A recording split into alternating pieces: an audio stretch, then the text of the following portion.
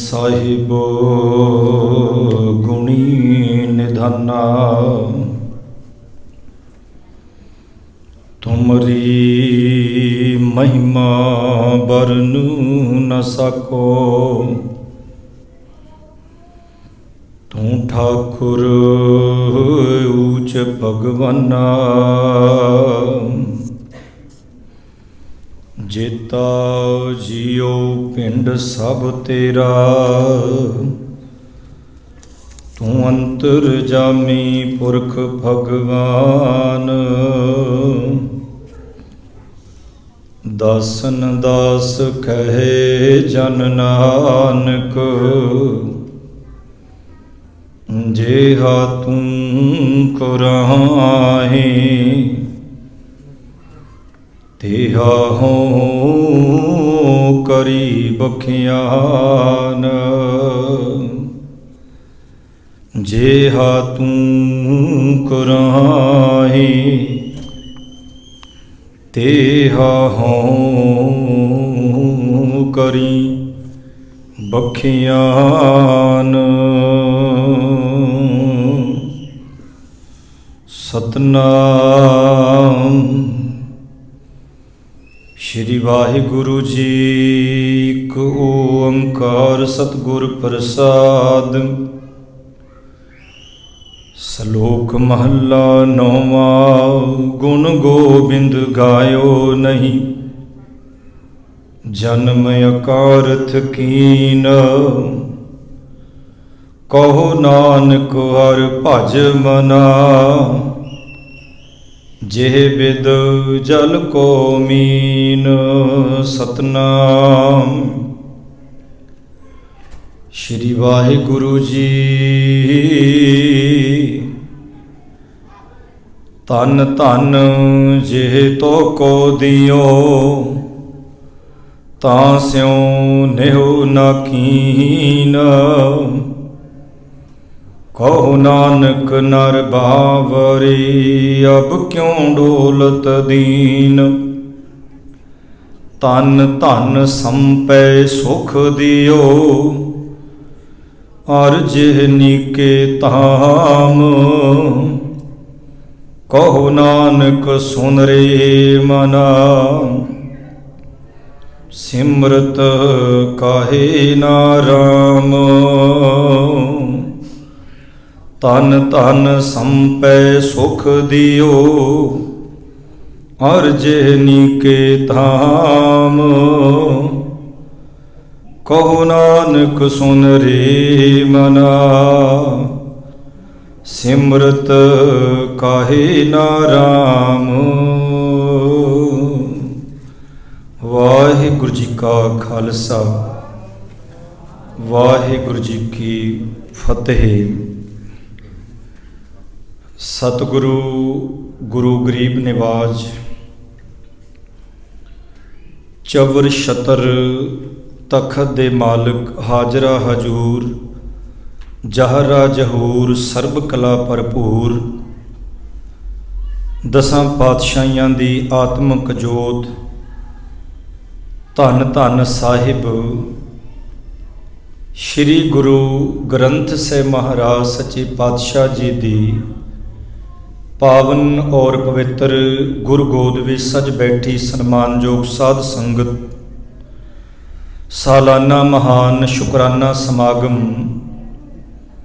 गदरी बाबियां दे इतिहासक स्थान गुरुद्वारा साहिब स्टॉकटन विखे समूह ट्रक ड्राइवर वीर सेवादारां वल्लों, स्टॉकटन दीयां समुचियां संगतां सेवादारां वल्लों गुरु चरनां दे विच आपां शुकराना समागम गुरु रहमत सदका गुरु चरनां दे विच बैठ करके आपां मना रहे हाँ। क्योंकि भाई साहब ने जिस तरह अलाउंस किया है कि आपो अपने घरां दे विच सहज पाठ तुसीं कर सकते हो। एक थोड़ी जी मैं शंका कोशिश करा कढ़ण दी भी जदों सहज पाठ की गल आउंदी है ਉਦੋਂ ਇਉਂ ਲੱਗਦਾ ਵੀ ਇਹ ਸਿਰਫ ਗੁਰਦੁਆਰੇ ਦਾ ਭਾਈ ਕਰ ਸਕਦਾ, ਕੋਈ ਹੋਰ ਨਹੀਂ ਕਰ ਸਕਦਾ।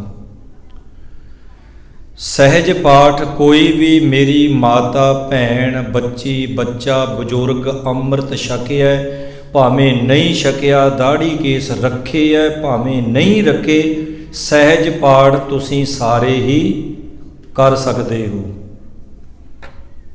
ਕਿਉਂਕਿ ਜੇ ਤੁਸੀਂ ਸਹਿਜ ਪਾਠ ਸੈਂਚੀਆਂ ਤੋਂ, ਗੁਰੂ ਗ੍ਰੰਥ ਸਾਹਿਬ ਮਹਾਰਾਜ ਜੀ ਦੇ ਤਾਬਿਆ ਨਹੀਂ, ਇਹ ਜਿਹੜੀਆਂ ਸੈਂਚੀਆਂ, ਜਿਹੜੀ ਸੈਂਚੀ ਤੇ ਹੁਣ ਆਪਾਂ ਸ਼ਬਦ ਦੀ ਸੈਂਚੀ ਕਹਿੰਦੇ ਨੇ, ਇੱਕ ਪਹਿਲੀ ਸੈਂਚੀ, ਇੱਕ ਦੂਜੀ ਸੈਂਚੀ, ਇਹ ਪੰਥ ਨੇ, ਗੁਰਮੁਖਾਂ ਨੇ ਸੈਂਚੀਆਂ ਸਹਿਜ ਪਾਠ ਵਾਸਤੇ ਬਣਾਈਆਂ ਸਨ। ਕਿਉਂਕਿ ਹਰ ਇੱਕ ਪ੍ਰਾਣੀ ਤੇ ਘਰ ਦੇ ਵਿੱਚ ਗੁਰੂ ਸਾਹਿਬ ਦਾ ਸਰੂਪ ਪੂਰਾ ਲਿਜਾ ਨਹੀਂ ਸਕਦਾ। ਪਹਿਲੋਂ ਤੁਸੀਂ ਗੁਰਦੁਆਰਾ ਸਾਹਿਬ ਤੋਂ ਇੱਕ ਸੈਂਚੀ ਲੈ ਜਾਓ, ਦੋਨੇ ਇਕੱਠੀਆਂ ਨਹੀਂ, ਪਹਿਲਾਂ ਇੱਕ ਲੈ ਜਾਓ, ਜਦੋਂ ਉਹ ਸੰਪੂਰਨ ਹੋ ਜੇ ਫਿਰ ਦੂਸਰੀ ਲੈ ਜਾਓ। ਤੇ ਸਹਿਜ ਪਾਠ ਜਦੋਂ ਕਰਨਾ, ਸਹਿਜ ਦੇ ਅਰਥ ਹੀ ਨੇ ਹੌਲੀ ਹੌਲੀ। ਇੱਕ ਅੰਗ ਵੀ ਰੋਜ਼ ਆਪਾਂ ਕਰ ਸਕਦੇ, ਇੱਕ ਅੰਗ, ਪੇਜ ਕਹਿ ਦਿੰਨਾ ਪੰਨਾ ਸਮਝਣ ਵਾਸਤੇ, ਵੈਸੇ ਅੰਗ ਗੁਰਮੁਖੀ ਵਿੱਚ ਇੱਕ ਅੰਗ ਰੋਜ਼। ਇੱਕ ਅੰਗ ਜੇ ਆਪਾਂ ਬਿਲਕੁਲ ਇੱਕ ਇੱਕ ਅੱਖਰ ਕਰਕੇ ਵੀ ਪੜ੍ਹੀਏ ਨਾ, ਜੋੜ ਜੋੜ ਕੇ ਵੀ ਇੱਕ ਅੰਗ, ਤਾਂ 10-15 ਮਿੰਟਾਂ ਦੇ ਵਿੱਚ ਤੁਸੀਂ ਆਰਾਮ ਨਾਲ ਕਰ ਸਕਦੇ ਹੋ। ਬੰਦਾ ਘੰਟਿਆਂ ਬੱਧੀ ਜਿਉਂ ਬਹਿੰਦਾ ਫੋਨ ਤੇ, ਫਿਰ ਕੋਈ ਇੱਥੋਂ ਜਿਉਂ ਸਿਰ ਬਹੁਤ ਦੁਖੀ ਜਾਂਦਾ ਵੀ ਇੱਥੋਂ ਬਹੁਤ ਦੁਖਦਾ ਵੀ ਹੁਣ ਇੱਥੋਂ ਹੀ ਦੁਖਣਾ ਸਿਰ ਵੀ, ਜਦੋਂ 4 ਘੰਟੇ ਤਾਂ ਹੋ ਗਏ ਖਪੀ ਜਾਂਦੇ ਨੂੰ ਵਿੱਚ। ਪਰ ਜਦੋਂ ਸਹਿਜ ਪਾਠ ਕਰਨਾ ਹੋਵੇ, ਉਸ ਪਾਸੇ ਵੈਸੇ ਮਨ ਬੰਦੇ ਦਾ ਜਾਂਦਾ ਹੀ ਨਹੀਂ। ਕਈ ਦਫਾ ਜੇ ਬੰਦਾ ਬੈਠਾ ਬੈਠਾ ਕਵੇ ਨਾ ਵੀ ਚਲੋ ਆਪਾਂ ਜਿਹੜਾ ਮੋਬਾਈਲ ਹੈ ਇਹਦੇ ਵਿੱਚ ਆਈ ਗ੍ਰੰਥ ਵੀ ਹੈ, ਬੜੀ ਇਹਦੇ ਵਿੱਚ ਐਪਾਂ ਬਹੁਤ ਬਣੀਆਂ ਨੇ ਧਾਰਮਿਕ। ਆਈ ਗ੍ਰੰਥ, ਉਹਦੇ ਵਿੱਚ ਗੁਰੂ ਗ੍ਰੰਥ ਸਾਹਿਬ ਜੀ ਪੂਰਾ ਹੀ ਹੈ, ਅਰਥਾਂ ਸਮੇਤ ਵੀ। ਪਰ ਜੇ ਕਿਤੇ ਉਹ ਲੋਡ ਕੀਤੀ ਹੋਵੇ, ਪਹਿਲੀ ਗੱਲ ਤਾਂ ਉਹਨੂੰ ਕੋਈ ਕਰਦਾ ਨਹੀਂ, ਜਾਂ ਫਿਰ ਕਈਆਂ ਨੂੰ ਪਤਾ ਨਹੀਂ। ਜੇ ਕਰੀ ਵੀ ਹੋਵੇ ਤੇ ਜੇ ਜੀ ਜਾ ਕਰੇ ਨਾ ਵੀ ਖੋਲ ਕੇ ਪਾਠ ਕਰ ਲਈਏ, ਉਧਰ ਉਂਗਲ ਜਾਂਦੀ ਨਹੀਂ, ਉਂਗਲ ਸਿੱਧੀ ਫੇਸਬੁੱਕ ਨਹੀਂ ਜਾਂਦੀ ਹੈ, ਉਧਰ ਜਾਂਦੀ ਨਹੀਂ, ਉਧਰੋਂ ਮੁੜ ਆਉਂਦੀ ਹੈ। ਇਹ ਹਕੀਕਤ ਹੈ, ਅਸੀਂ ਵੀ ਵਿੱਚ ਹੀ ਹਾਂ, ਉਸ ਬੰਨੇ ਨਹੀਂ ਜਾਂਦੀ। ਕਿਉਂਕਿ ਜਿਹੜੀ ਗੁਰਬਾਣੀ ਹੈ ਨਾ, ਗੁਰਬਾਣੀ ਵਿੱਚ ਇੰਝ ਕਹਿ ਲਓ ਵੀ ਸਮਰੱਥਾ ਇੰਨੀ ਹੈ, ਤਾਕਤ ਇੰਨੀ ਹੈ, ਜਿੱਦਾਂ ਆਪਾਂ ਥੀਏਟਰ ਵਿੱਚ ਬੈਠੇ ਹੋਈਏ ਤਾਂ ਬੰਦਾ 3 ਘੰਟੇ ਬੈਠਾ ਰਵੇ, ਬਿਲਕੁਲ ਨਹੀਂ ਪਤਾ ਲੱਗਦਾ। ਜਾਂ ਬਾਹਰ ਕਿਤੇ ਖੁੱਲੀ ਜਗ੍ਹਾ ਕੋਈ ਗਾਉਣ ਵਾਲਾ ਭਰਾ ਲੱਗਿਆ ਹੋਵੇ, ਉੱਥੇ 2.5-3 ਘੰਟਿਆਂ ਦਾ ਬਿਲਕੁਲ ਨਹੀਂ ਪਤਾ ਲੱਗ। ਉਹਦਾ ਮਤਲਬ ਪਤਾ ਕੀ ਹੈ? ਉਹਦੇ ਵਿੱਚ ਤੁਹਾਡਾ ਨਹੀਂ ਕੋਈ ਕਸੂਰ। ਦਰਅਸਲ ਜਿਹੜੀ ਚੀਜ਼ ਸਾਹਮਣੇ ਸਕਰੀਨ ਤੇ ਚੱਲਦੀ ਹੋਵੇ ਨਾ, ਉਹੀ ਬੰਦੇ ਦੇ ਅੰਦਰ ਚੱਲਦੀ ਹੁੰਦੀ ਹੈ। ਅੰਦਰ ਜੋ ਸਾਹਮਣੇ ਚੱਲ ਰਿਹਾ ਉਹ ਅੰਦਰ ਚੱਲ ਰਿਹਾ ਹੈ, ਦੋਵਾਂ ਦਾ ਫਿਰ ਤਾਲਮੇਲ ਬੈਠ ਗਿਆ। ਤੇ ਜਿੱਥੇ ਤਾਲਮੇਲ ਬਹਿ ਜੇ ਉੱਥੇ ਟਾਈਮ ਦਾ ਨਹੀਂ ਪਤਾ ਲੱਗਦਾ। ਜਿਹਨੂੰ ਤੁਸੀਂ ਪਿਆਰ ਕਰਦੇ ਹੋ, ਮਾਂ ਹੈ, ਭੈਣ ਹੈ, ਭਰਾ ਹੈ, ਪਤੀ ਪਤਨੀ, ਕੋਈ ਵੀ ਰਿਸ਼ਤਾ ਹੈ, ਅਗਰ ਦਿਲੋਂ ਤੁਸੀਂ ਕਰਦੇ ਹੋ, ਉਹਦੀਆਂ ਗੱਲਾਂ ਸੁਣਦਿਆਂ ਤੁਹਾਨੂੰ ਪਤਾ ਹੀ ਨਹੀਂ ਲੱਗਣਾ। ਘਰ ਦੇ ਵਿੱਚ ਮਾਂ ਹੈ, ਭੈਣ ਹੈ, ਭਰਾ, ਪਤੀ ਪਤਨੀ, ਜੇ ਉਹਨਾਂ ਨਾਲ ਤੁਹਾਡੀ ਨਹੀਂ ਨਾ ਬਣਦੀ, ਤੁਸੀਂ ਉਹਦੀ ਇੱਕ ਗੱਲ ਵੀ ਸੁਣਨ ਨੂੰ ਤਿਆਰ ਨਹੀਂ। ਕਿਉਂ? ਕਿਉਂਕਿ ਜੋ ਉਹਦੇ ਅੰਦਰ ਚੱਲ ਰਿਹਾ ਉਹ ਤੁਹਾਡੇ ਅੰਦਰ ਨਹੀਂ ਚੱਲ ਰਿਹਾ। ਇਸੇ ਤਰ੍ਹਾਂ ਗੁਰੂ ਗ੍ਰੰਥ ਸਾਹਿਬ ਮਹਾਰਾਜ ਜੀ ਦੀ ਜਿਹੜੀ ਬਾਣੀ ਹੈ, ਇੱਥੇ ਕਈ ਦਫਾ ਬਹੁਤਾ ਲੰਮਾ ਸਮਾਂ ਕਿਉਂ ਔਖਾ ਲੱਗਦਾ ਹੈ? ਕਿਉਂਕਿ ਦਰਅਸਲ ਜੋ ਬਾਣੀ ਦੱਸ ਰਹੀ ਹੈ ਉਹ ਸਾਡੇ ਅੰਦਰ ਨਹੀਂ ਚੱਲਦਾ, ਤਾਲਮੇਲ ਨਹੀਂ ਬੈਠਿਆ। ਤੇ ਜਦੋਂ ਤਾਲਮੇਲ ਦੋਵਾਂ ਦਾ ਬਹਿ ਜਾਂਦਾ ਨਾ, ਤਾਲਮੇਲ ਕਹਿ ਲਓ, ਸੁਰ ਕਹਿ ਲਓ, ਜਦੋਂ ਸੁਰ ਮਿਲ ਜਾਂਦੀ ਹੈ ਫਿਰ ਉੱਥੇ ਟਾਈਮ ਦਾ ਬਿਲਕੁਲ ਵੀ ਪਤਾ ਨਹੀਂ ਚੱਲਦਾ ਹੈ। ਜਿਹੜੀ ਮੈਂ ਸਹਿਜ ਪਾਠ ਬਾਰੇ ਬੇਨਤੀ ਕਰ ਰਿਹਾ ਸਾਂ ਕਿ ਤੁਸੀਂ ਕੋਈ ਵੀ ਸਹਿਜ ਪਾਠ ਕਰ ਸਕਦੇ ਹੋ। ਸਹਿਜ ਦੇ ਅਰਥੀ ਨੇ ਸਹਿਜ ਪਾਠ, ਸਹਿਜੇ ਸਹਿਜੇ ਹੌਲੀ ਹੌਲੀ ਪਾਠ ਕਰਨਾ। ਮੈਂ ਕਹਿੰਦਾ ਹਰ ਇੱਕ ਇਨਸਾਨ ਨੂੰ ਆਪਣੀ ਜ਼ਿੰਦਗੀ ਦੇ ਵਿੱਚ ਇੱਕ ਸਹਿਜ ਪਾਠ ਮਰਨ ਤੋਂ ਪਹਿਲੋਂ, ਬਾਅਦ ਵਿੱਚ ਤਾਂ ਅਸੀਂ ਕਰ ਹੀ ਦੇਣਾ, ਉਹ ਤਾਂ ਆਪਾਂ ਕਰ ਹੀ ਦੇਣਾ। ਉਸ ਸਾਡਾ ਵੀ ਕਰਨਾ ਕਿਸੇ ਨੇ, ਮੈਂ ਭਾਈ ਹਾਂ, ਮੈਂ ਤੁਹਾਡਾ ਕਰੀ ਜਾਂਦਾ, ਮੇਰਾ ਕਰਨ ਵਾਲਾ ਵੀ ਪਿੱਛੇ ਕੋਈ ਤਿਆਰ ਹੀ ਬੈਠਾ ਹੋਣਾ। ਇਸ ਲਈ ਬਾਅਦ ਵਿੱਚ ਤਾਂ ਪਾਠ ਹੋ ਹੀ ਜਾਣਗੇ, ਪਰ ਆਪਣੀ ਜ਼ਿੰਦਗੀ ਦੇ ਵਿੱਚ ਵੀ ਇੱਕ ਸਹਿਜ ਪਾਠ ਤੇ ਜ਼ਰੂਰ ਕਰ ਲੈਣਾ ਚਾਹੀਦਾ। ਕੋਈ ਔਖਾ ਕੰਮ ਨਹੀਂ।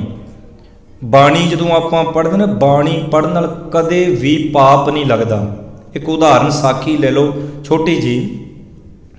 ਧੰਨ ਗੁਰੂ ਗੋਬਿੰਦ ਸਿੰਘ ਮਹਾਰਾਜ ਸੱਚੇ ਪਾਤਸ਼ਾਹ ਜੀ ਆਨੰਦਪੁਰ ਸਾਹਿਬ ਦੀ ਧਰਤੀ ਤੇ ਬੈਠੇ ਨੇ ਤਾਂ ਇੱਕ ਸ਼ਰਾਬੀ ਬੰਦਾ ਜਿਹੜਾ ਬੜੀ ਸ਼ਰਾਬ ਪੀਂਦਾ ਸੀ, ਜਿਹਨੂੰ ਕਲਾਲ ਕਹਿੰਦੇ ਨੇ। ਕਲਾਲ ਲਫ਼ਜ਼ ਬਾਣੀ ਵਿੱਚ ਵੀ ਆਇਆ, ਸ਼ਰਾਬ ਕੱਢਣ ਵਾਲਾ, ਸ਼ਰਾਬ ਵੇਚਣ ਵਾਲਾ। ਕਾਇਆ ਕਲਾਲਨ ਲਾਹਨ ਮੇਲੋ ਗੁਰ ਕਾ ਸ਼ਬਦ ਗੁੜ ਕੀਨ ਰੇ, ਉਦਾਹਰਨ ਦਿੱਤੀ ਮਹਾਰਾਜ ਨੇ। ਕਹਿੰਦੇ ਉਹ ਜਦੋਂ ਗੁਰੂ ਕੇ ਦਰਬਾਰ ਦੇ ਵਿੱਚ ਅੱਗੇ ਜਾ ਕੇ ਦਹਲੀਜ਼ ਤੇ ਬਹਿ ਗਿਆ ਪਰ ਅੰਦਰ ਜਾਵੇ ਨਾ। ਧੰਨ ਗੁਰੂ ਗੋਬਿੰਦ ਸਿੰਘ ਮਹਾਰਾਜ ਆਪਾਂ ਰੋਜ਼ ਬਾਣੀ ਵਿੱਚ ਪੜ੍ਹਦੇ ਆ ਵੀ ਘਟ ਘਟ ਕੇ ਅੰਤਰ ਕੀ ਜਾਣਤ, ਭਲੇ ਬੁਰੇ ਕੀ ਪੀਰ ਪਛਾਨਤ। ਤੋ ਸਤਿਗੁਰੂ ਕਲਗੀਧਰ ਦਸ਼ਮੇਸ਼ ਪਿਤਾ ਜੀ ਸੇਵਾਦਾਰ ਨੂੰ ਕਹਿੰਦੇ ਵੀ ਉਹ ਜਿਹੜਾ ਬੰਦਾ ਖਲੋਤਾ ਹੈ ਉਹ ਕਾਫੀ ਟਾਈਮ ਦਾ ਖਲੋਤਾ ਹੈ ਪਰ ਅੰਦਰ ਨਹੀਂ ਆ ਰਿਹਾ। ਜਦੋਂ ਉਹਨੂੰ ਜਾ ਕੇ ਪੁੱਛਿਆ ਗਿਆ ਬਈ ਤੂੰ ਅੰਦਰ ਕਿਉਂ ਨਹੀਂ ਜਾਂਦਾ, ਸਾਰੇ ਮੱਥਾ ਟੇਕ ਰਹੇ ਨੇ, ਬਾਣੀ ਸੁਣ ਰਹੇ ਨੇ, ਸੇਵਾ ਕਰ ਰਹੇ ਨੇ, ਵੀ ਤੂੰ ਨਹੀਂ ਜਾਂਦਾ। ਤੇ ਉਹ ਗਲਾਂ ਭਰ ਕੇ ਨੇਤਰਾਂ ਦੇ ਵਿੱਚੋਂ ਇੰਜ ਕਹਿ ਲੋ ਗੰਗਾ ਜਲ ਵਹਿ ਤੁਰੀ, ਕਹਿੰਦਾ ਜੀ ਮੈਂ ਬਹੁਤ ਵੱਡਾ ਪਾਪੀ ਬੰਦਾ ਹਾਂ, ਇਸ ਲਈ ਮੈਂ ਦਰਬਾਰ ਦੇ ਵਿੱਚ ਨਹੀਂ ਆ ਰਿਹਾ ਗੁਰੂ ਦੇ ਦਰਸ਼ਨਾਂ ਨੂੰ। ਸਤਿਗੁਰਾਂ ਨੂੰ ਜਾ ਕੇ ਸਿੱਖ ਦੱਸਦਾ ਹੈ, ਉਹ ਕਹਿੰਦਾ ਸਤਿਗੁਰੂ, ਉਹ ਕਹਿੰਦਾ ਮੈਂ ਪਾਪੀ ਬਹੁਤ ਹਾਂ। ਪਾਤਸ਼ਾਹ ਜੀ ਕਹਿੰਦੇ ਵੀ ਉਹਨੂੰ ਪੁੱਛੋ ਤੇ ਸਹੀ ਵੀ ਤੂੰ ਕਿਹੜੇ ਪਾਪ ਕੀਤੇ ਨੇ, ਵੀ ਤੂੰ ਦੱਸ ਤੇ ਸਹੀ। ਜਦੋਂ ਉਹਨੂੰ ਜਾ ਕੇ ਪੁੱਛਿਆ ਵੀ ਤੂੰ ਦੱਸ ਕਿਹੜਾ ਪਾਪ ਕਰਦਾ, ਕਹਿੰਦਾ ਜੀ ਮੇਰੇ ਬਹੁਤ ਬੁਰੇ ਕਰਮ ਨੇ। ਕਲਗੀਧਰ ਦਸ਼ਮੇਸ਼ ਪਿਤਾ ਕਹਿੰਦੇ ਉਹਨੂੰ ਅੰਦਰ ਬੁਲਾਓ। ਕਹਿੰਦੇ ਜਦੋਂ ਉਹਨੂੰ ਅੰਦਰ ਬੁਲਾਇਆ ਗਿਆ ਨਾ ਤਾਂ ਉਸ ਵਕਤ ਉਹ ਸਤਿਗੁਰਾਂ ਨੂੰ ਹੱਥ ਜੋੜ ਕੇ ਕਹਿੰਦਾ ਕਿ ਸੱਚੇ ਪਾਤਸ਼ਾਹ ਮੈਨੂੰ ਕਲਾਲ ਕਹਿੰਦੇ ਨੇ ਲੋਕ। ਕਲਾਲ ਮੀਨਸ ਭਾਵ ਸ਼ਰਾਬ ਕੱਢਣ ਵਾਲਾ। ਮੇਰਾ ਇਹ ਕਿੱਤਾ ਵੇਖੋ, ਕਿਰਤ ਕੋਈ ਨਹੀਂ ਮਾੜੀ। ਇਸ ਮੁਲਕ ਦੇ ਵਿੱਚ ਬੰਦੇ ਨੂੰ ਹਰ ਇੱਕ ਕੰਮ ਕਿਰਤ ਕਰਨੀ ਪੈਂਦੀ ਹੈ, ਹਰ ਇੱਕ ਕਿਰਤ। ਉਸ ਕਿਰਤ ਦੇ ਵਿੱਚੋਂ ਕਰਤੇ ਨੂੰ ਵੇਖਣਾ ਹੈ, ਗਾਹਕ ਦੇ ਵਿੱਚੋਂ ਹੀ ਰੱਬ ਨੂੰ ਵੇਖਣਾ ਹੈ।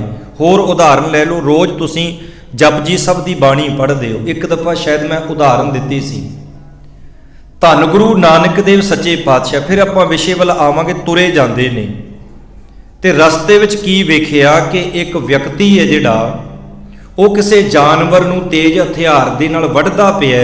ਜਿਉਂ ਹੀ ਵੱਢਿਆ ਤੇ ਉਹਦੇ ਜਿਹੜੇ ਖੂਨ ਦੇ ਛੱਟੇ ਨੇ ਕੋਲੋਂ ਲੰਘ ਰਹੇ ਕਾਜ਼ੀ ਦੇ ਚੋਲੇ ਜਾਮੇ ਦੇ ਉੱਪਰ ਪੈ ਗਏ। ਜਦੋਂ ਉਹਦੇ ਉੱਪਰ ਪਏ ਤੇ ਉਹ ਇੱਕਦਮ ਉੱਚੀ ਉੱਚੀ ਗਾਲਾਂ ਕੱਢਣੀਆਂ ਸ਼ੁਰੂ ਕੀਤੀਆਂ।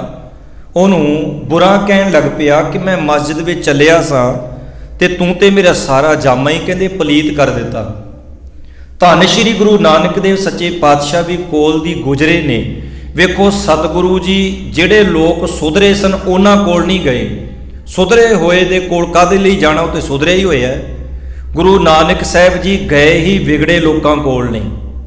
ਕੌਡੇ ਰਾਖਸ਼ ਸੱਜਣ ਠੱਗ ਭੂਮੀਆਂ ਚੋਰ ਵਲੀ ਕੰਧਾਰੀ ਹਮਜਾ ਗੌਸ ਨੂਰ ਸ਼ਾਹ ਜਾਦੂਗਰਨੀਆਂ ਵਰਗੀਆਂ, ਇਹ ਸਾਰੇ ਇੰਜ ਕਹਿ ਲੋ ਮਨ ਦੇ ਤਲ ਤੇ ਜ਼ਿੰਦਗੀ ਜਿਉਣ ਦਾ ਤਰੀਕਾ ਭੁੱਲੇ ਸਨ। ਪੰਜਾਬੀ ਵਿੱਚ ਕਹਿਦੀ ਵੀ ਵਿਗੜੇ ਹੋਏ ਸਨ। ਸਤਿਗੁਰੂ ਵਿਗੜਿਆਂ ਨੂੰ ਹੀ ਸਵਾਰਨ ਗਏ ਸਨ। ਜਿਹੜਾ ਕੰਮ ਵਿਗੜਿਆ ਹੋਵੇ ਉਹਨੂੰ ਸਵਾਰਨਾ ਪੈਂਦਾ ਹੈ, ਤੇ ਜਿਹੜਾ ਪਹਿਲਾਂ ਹੀ ਸਵਾਰਿਆ ਹੋਵੇ, ਘਰ ਵਿੱਚ ਇੰਜ ਕਹਿ ਲੋ ਮੰਜੇ ਬਿਸਤਰੇ ਨੇ, ਘਰ ਵਿੱਚ ਬੈੱਡ ਪਿਆ, ਜਿਹੜੀਆਂ ਚਾਦਰਾਂ ਵਿਛੀਆਂ ਹੋਈਆਂ ਨੇ ਉਹਨੂੰ ਹੋਰ ਕੀ ਵਿਛਾਓਗੇ। ਜੇ ਖਿਲਰੀਆਂ ਹੋਈਆਂ ਤਾਂ ਹੀ ਉਹਨਾਂ ਨੂੰ ਆਪਾਂ ਠੀਕ ਕਰਾਂਗੇ। ਇਸੇ ਤਰ੍ਹਾਂ ਜਿਨ੍ਹਾਂ ਲੋਕਾਂ ਦੇ ਮਨ ਇਨਸਾਨੀਅਤ ਤਲ ਤੋਂ ਥੱਲੇ ਡਿੱਗੇ ਹੋਏ ਸਨ, ਜਿਹੜੇ ਵਿਗੜੇ ਹੋਏ ਸਨ, ਮੇਰੇ ਸਤਿਗੁਰੂ ਜੀ ਉਹਨਾਂ ਕੋਲ ਗਏ। ਖੈਰ ਜਦੋਂ ਉਹ ਕਾਜੀ ਉੱਚੀ ਉੱਚੀ ਬੋਲਣਾ ਸ਼ੁਰੂ ਕੀਤਾ ਤਾਂ ਗੁਰੂ ਨਾਨਕ ਦੇਵ ਸੱਚੇ ਪਾਤਸ਼ਾਹ ਸੱਚ ਦੇ ਹਾਮੀ ਨੇ। ਦਰਅਸਲ ਸੱਚ ਆਪਾਂ ਕਹਿੰਦੇ ਵੀ ਸੱਚ ਬੋਲਣਾ ਚਾਹੀਦਾ ਹੈ, ਪਰ ਜੇ ਤੁਸੀਂ ਸੱਚ ਬੋਲ ਰਹੇ ਹੋ, ਸੱਚ ਦੇ ਪਿੱਛੇ ਤੁਹਾਡੀ ਭਾਵਨਾ ਕੀ ਹੈ। ਇਹ ਨਹੀਂ ਵੀ ਸੱਚ ਬੋਲਣਾ ਚਾਹੀਦਾ, ਠੀਕ ਹੈ, ਪਰ ਇਹ ਵੀ ਤੇ ਵੇਖਣਾ ਵੀ ਸੱਚ ਦੇ ਪਿੱਛੇ ਤੁਹਾਡੀ ਬਿਰਤੀ ਕੀ ਹੈ। ਜੇ ਤੁਹਾਡੇ ਸੱਚ ਬੋਲਣ ਦੇ ਨਾਲ ਕਿਸੇ ਦਾ ਨੁਕਸਾਨ ਹੋ ਰਿਹਾ ਹੈ, ਕਿਸੇ ਦੇ ਸੱਚ ਬੋਲਣ ਦੇ ਨਾਲ ਕੋਈ ਬੰਦਾ ਫਾਹੇ ਲੱਗ ਰਿਹਾ ਹੈ, ਤਾਂ ਮੇਰੇ ਸਤਿਗੁਰਾਂ ਨੇ ਬਾਣੀ ਵਿੱਚ ਆਖਿਆ ਉਹ ਸੱਚ ਵੀ ਸੱਚ ਨਹੀਂ ਹੈ। ਜੇ ਤੁਹਾਡੇ ਝੂਠ ਬੋਲਣ ਦੇ ਨਾਲ ਕਿਸੇ ਇਨਸਾਨ ਦਾ ਬਚਾਅ ਹੋ ਰਿਹਾ, ਉਹਦਾ ਭਲਾ ਹੋ ਰਿਹਾ, ਕਿਸੇ ਦੀ ਇੱਜ਼ਤ ਬਚ ਰਹੀ ਹੈ, ਤਾਂ ਤੁਹਾਡਾ ਝੂਠ ਵੀ ਗੁਰੂ ਦੀ ਨਜ਼ਰ ਦੇ ਵਿੱਚ ਸੱਚ ਹੀ ਹੈ। ਖੈਰ ਬੇਨਤੀ ਕਰਾਂ, ਗੁਰੂ ਨਾਨਕ ਦੇਵ ਸੱਚੇ ਪਾਤਸ਼ਾਹ ਰਹਿਮਤਾਂ ਦੇ ਸਾਗਰ ਉਸ ਕਾਜੀ ਨੂੰ ਕਹਿੰਦੇ ਭਲਿਆ ਮਾਨਸਾ ਕੀ ਹੋਇਆ, ਬੜਾ ਅੱਗ ਬਗੋਲਾ ਹੋਇਆ, ਬਾਹਰੋਂ ਧਰਮੀ ਜਾਪਦਾ। ਦਰਅਸਲ ਬਾਹਰੋਂ ਧਰਮੀ ਹੋ ਜਾਣਾ ਹੋਰ ਗੱਲ ਹੈ, ਧਰਮੀ ਦਿਸ ਪੈਣਾ ਹੋਰ ਗੱਲ ਹੈ, ਧਰਮੀ ਹੋ ਜਾਣਾ ਹੋਰ ਗੱਲ ਹੈ। ਧਰਮੀ ਦਿਸਣ ਵਾਸਤੇ ਕੀ ਹੈ, ਕੋਈ ਵੱਡਾ ਕੰਮ ਨਹੀਂ, ਕਿਉਂਕਿ ਕੱਪੜਿਆਂ ਦਾ ਨਾਮ ਕੋਈ ਧਰਮ ਨਹੀਂ। ਅਸੀਂ ਆ ਦਰਬਾਰ ਵਿੱਚ ਬੈਠੇ ਹਾਂ, ਇਹ ਸਾਡੀ ਇੱਕ ਵਰਦੀ ਹੈ ਗੁਰੂ ਕੋਲ ਬਹਿਣ ਲਈ। ਗੁਰੂ ਦੇ ਦਰਬਾਰ ਦੇ ਵਿੱਚ ਹਰ ਇੱਕ ਸਕੂਲ, ਕਾਲਜ, ਫੌਜ, ਸੈਨਾ ਦੀ, ਦੇਸ਼ ਦੀ ਵੱਖੋ ਵੱਖਰੀ ਵਰਦੀ ਹੁੰਦੀ ਹੈ। ਇਸ ਲਈ ਇਹ ਸਾਡੀ ਧਾਰਮਿਕ ਵਰਦੀ ਹੈ, ਪਰ ਵਰਦੀ ਧਰਮ ਨਹੀਂ ਹੈ। ਵਰਦੀ ਧਰਮ ਨਹੀਂ, ਇਹ ਧਾਰਮਿਕ ਵਰਦੀ ਕਹਿ ਸਕਦੇ ਆ। ਗੁਰੂ ਪਾਤਸ਼ਾਹ ਕਹਿਣ ਲੱਗੇ ਵੀ ਬੜਾ ਅੱਗ ਬਗੋਲਾ ਹੋਇਆ, ਕਹਿੰਦਾ ਵੇਖੋ ਜੀ ਜਾਮਾ ਸਾਰਾ ਮੇਰਾ ਮੈਲਾ ਹੋ ਗਿਆ। ਤੇ ਸਤਿਗੁਰਾਂ ਨੇ ਫਿਰ ਉੱਥੇ ਸ਼ਬਦ ਤੁਸੀਂ ਪੜ੍ਹਦੇ ਹੋ ਜਿਹੜੇ ਸਹਿਜ ਪਾਠ ਕਰਦੇ ਨੇ। ਬੀਬੀਆਂ ਭੈਣਾਂ ਸਾਰੀਆਂ ਮਾਝ ਰਾਗ ਤੋਂ ਉਪਰੰਤ 12 ਮਾਹਾਂ ਦੀ ਬਾਣੀ ਆਉਂਦੀ ਹੈ, 12 ਮਾਹ ਤੋਂ ਬਾਅਦ ਮਾਝ ਕੀ ਵਾਰ ਆਉਂਦੀ ਹੈ। ਇਹ ਰਾਗਾਂ ਦੇ ਨਾਮ ਨੇ। ਤਾਂ ਗੁਰੂ ਪਾਤਸ਼ਾਹ ਜੀ ਕਹਿਣ ਲੱਗੇ ਜੇ ਰਤ ਲੱਗੇ ਜਾਮੇ, ਜੇ ਰਤ ਲੱਗੇ ਕੱਪੜੇ, ਵਾਹਿਗੁਰੂ ਜਾਮਾ ਹੋਏ ਪਲੀਤ, ਜੋ ਰਤ ਪੀਵੇ ਮਾਨਸਾ, ਤਿਨ ਕਿਉਂ ਨਿਰਮਲ ਚੀਤ। ਗੁਰੂ ਬਾਬਾ ਜੀ ਕਹਿਣ ਲੱਗੇ ਕਾਜੀ ਸਾਹਿਬ ਜੇ ਰਤ ਲੱਗੇ ਕੱਪੜੇ, ਜਾਮਾ ਹੋਏ ਪਲੀਤ, ਜੇ ਬਾਹਰਲੇ ਲਹੂ ਰਤ, ਰਤ ਦੇ ਅਰਥ ਨੇ ਲਹੂ, ਜੇ ਰਤ ਲੱਗੇ ਕੱਪੜੇ, ਜੇ ਲਹੂ ਕੱਪੜਿਆਂ ਦੇ ਉੱਪਰ ਡੁੱਲਣ ਕਰਕੇ ਜੇ ਤੂੰ ਕਹਿਣਾ ਵੀ ਇਹ ਕੱਪੜੇ ਪਲੀਤ, ਕੱਪੜੇ ਮੈਲੇ ਹੋ ਗਏ, ਤੂੰ ਮੰਨਦਾ? ਕਹਿੰਦਾ ਹਾਂ ਬਿਲਕੁਲ, ਕੱਪੜਿਆਂ ਤੇ ਲਹੂ ਡੁੱਲ ਗਿਆ, ਕੱਪੜੇ ਮੈਲੇ ਨਹੀਂ ਹੋਏ ਤੇ ਹੋਰ ਕੀ ਹੈ। ਤੇ ਸਤਿਗੁਰੂ ਜੀ ਕਹਿੰਦੇ ਫਿਰ ਅਗਲੀ ਗੱਲ ਸੁਣ। ਗੁਰੂ ਬਾਬਾ ਜੀ ਕਹਿੰਦੇ ਜੋ ਰਤ ਪੀਵੇ ਮਾਨਸਾ, ਕਹਿੰਦੇ ਜਿਹੜੇ ਲੋਕ ਪਰਾਇਆ ਹੱਕ ਖਾਂਦੇ ਨੇ, ਰਤ ਪੀਂਦੇ ਨੇ, ਰਤ ਦੇ ਅਰਥ ਨੇ ਲਹੂ ਪੀਣਾ। ਇਹ ਆਮ ਸਾਡੀ ਪੰਜਾਬੀਆਂ ਦੀ, ਪੇਂਡੂਆਂ ਦੀ ਭਾਸ਼ਾ ਹੀ ਹੈ। ਬਈ ਫਲਾਣੇ ਬੰਦੇ ਨੇ ਤਾਂ ਮੇਰਾ ਲਹੂ ਪੀਤਾ ਹੋਇਆ ਹੈ, ਕਹਿੰਦੇ ਆ ਨਾ ਆਪਾਂ, ਮੇਰੇ ਬੌਸ ਨੇ ਮੇਰਾ ਲਹੂ ਪੀਤਾ, ਫਲਾਣੇ ਨੇ, ਘਰ ਵਾਲੀ ਨੇ, ਘਰ ਵਾਲੇ ਨੇ। ਉਹ ਲਹੂ ਪੀਣ ਤੋਂ ਭਾਵ ਇਹ ਥੋੜ੍ਹੀ ਵੀ ਸਿਰਿੰਜ ਲਾ ਕੇ ਲਹੂ ਕੱਢਿਆ ਤੇ ਮੈਂ ਪੀ ਰਿਹਾ। ਲਹੂ ਪੀਣ ਦਾ ਮਤਲਬ ਇਹ ਹੈ ਵੀ ਕਿਸੇ ਨੂੰ ਦੁਖੀ ਤੇ ਤੰਗ ਕਰਨਾ। ਪਾਤਸ਼ਾਹ ਕਹਿੰਦੇ ਜੇ ਰਤ ਲੱਗੇ ਕੱਪੜੇ, ਜਾਮਾ ਹੋਏ ਪਲੀਤ, ਜੋ ਰਤ ਪੀਵੇ ਮਾਨਸਾ, ਮਾਨਸਾ ਦੇ ਅਰਥ ਨੇ ਮਨੁੱਖਾਂ ਦੀ, ਭਲੇ ਲੋਕਾਂ ਦੀ। ਜੇ ਕਿਸੇ ਦਾ ਪਰਾਇਆ ਹੱਕ ਦੱਬਣਾ, ਪਰਾਇਆ ਹੱਕ ਖਾਣਾ, ਉਹਨੂੰ ਤੰਗ ਦੁਖੀ ਕਰਨਾ, ਕਾਜੀ ਸਾਹਿਬ ਜੀ ਐਦੋਂ ਵੱਡਾ ਕਹਿੰਦੇ ਪਾਪ ਕੀ ਹੋ ਸਕਦਾ। ਜੋ ਰਤ ਪੀਵੇ ਮਾਨਸਾ, ਜੇ ਲਹੂ ਡੁੱਲਣ ਨਾਲ ਕੱਪੜੇ ਮੈਲੇ ਹੋ ਸਕਦੇ ਨੇ, ਤਾਂ ਕਿਸੇ ਦਾ ਪਰਾਇਆ ਹੱਕ, ਕਿਸੇ ਨੂੰ ਦੁਖੀ ਕਰਨ ਦੇ ਨਾਲ ਤੁਹਾਡਾ ਮਨ ਕਿਵੇਂ ਨਿਰਮਲ ਹੋ ਸਕਦਾ ਹੈ। ਜੋ ਰਤ ਪੀਵੇ ਮਾਨਸਾ, ਤਿਨ ਕਿਉਂ ਨਿਰਮਲ ਚੀਤ, ਫਿਰ ਉਹ ਮਨ ਕਹਿੰਦੇ ਤੁਹਾਡਾ ਨਿਰਮਲ ਨਹੀਂ ਹੈ। ਸਤਿਗੁਰਾਂ ਨੇ ਬਾਣੀ ਵਿੱਚ ਹੋਰ ਬੜੀਆਂ ਉਦਾਹਰਨਾਂ ਦਿੱਤੀਆਂ ਨੇ।